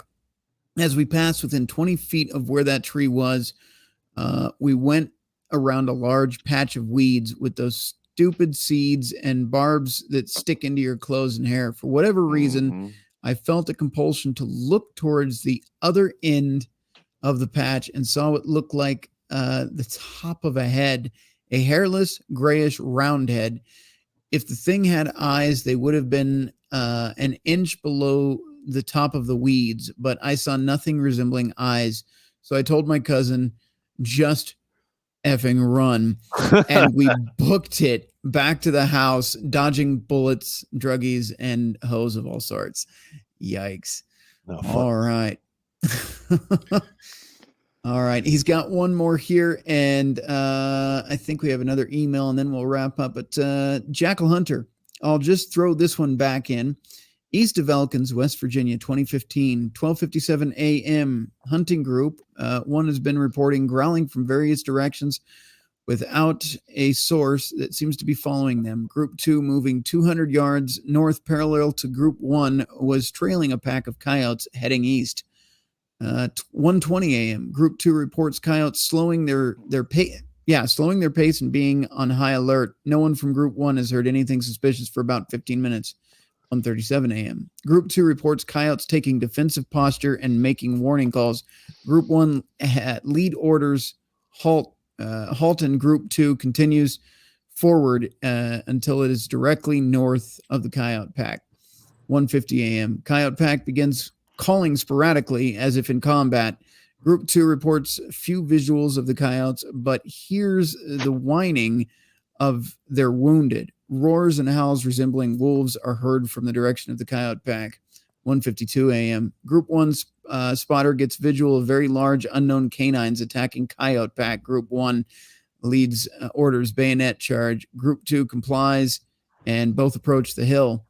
1:53 a.m. Both groups arrive on the western slope of the hill and begin engaging unknown canines. The Coyote Pack has suffered casualties and appears completely ineffective in counterattack. Group 1 makes first physical contact with unknown canines, killing 2 in close combat. Rifle fire is partially effective. Group 2 splits into 2 elements and swings east to cut off unknown canine retreat, reporting 3 more kills. 1:59 a.m. Unknown canines break through the perimeter and retreat. Battle report: 7 coyotes dead, 2 injured. 5 unknown canines dead, injured undetermined. 0 human casualties. The 2 surviving coyotes were subdued and taken for medical attention. A marker indicating the battle site and commemorating the dead coyotes was placed. The unknown canines were recorded to be 7 to 8 feet long, 4 feet tall, all black fur, and red eyes. No species of wolf has come close to resembling them, so they were deemed monster wolves. The fact that they could be killed was even a miracle, but they were defeated nonetheless. Hunting operations in that area have ceased ever since. The surviving coyotes made a full recovery and released back into the wild 20 miles from their original territory to prevent them from encountering those things again. They're survivors of the attack of supernatural beast. God knows how many had been completely wiped out by them. The region is prone to having supernatural beasts or cryptids reported. I am unsure what this is, but it's invigorating to hear humanity being capable of putting them down, reminding them who was tasked with having dominion over the planet. A shitty, death-filled planet. Whatever. That sounds like a typical Jackal ending. Maybe death wolves, maybe walkers that wear skin, maybe just dire wolves. Who knows? Maybe Luna's relatives from hell. Whatever they were, they could not be killed. And that is Jackal Stories for this evening. All right. All right. That honestly sounds like leftover dire wolves. Mm. And that is actually a paleontological wolf species. Mm-hmm. Interesting. Apologies for that, gentlemen. I had to step out for a piss break real quick. No worries. Rhino, are we all caught up on that? We're caught up on Jackals. I think there was one more email. Alrighty.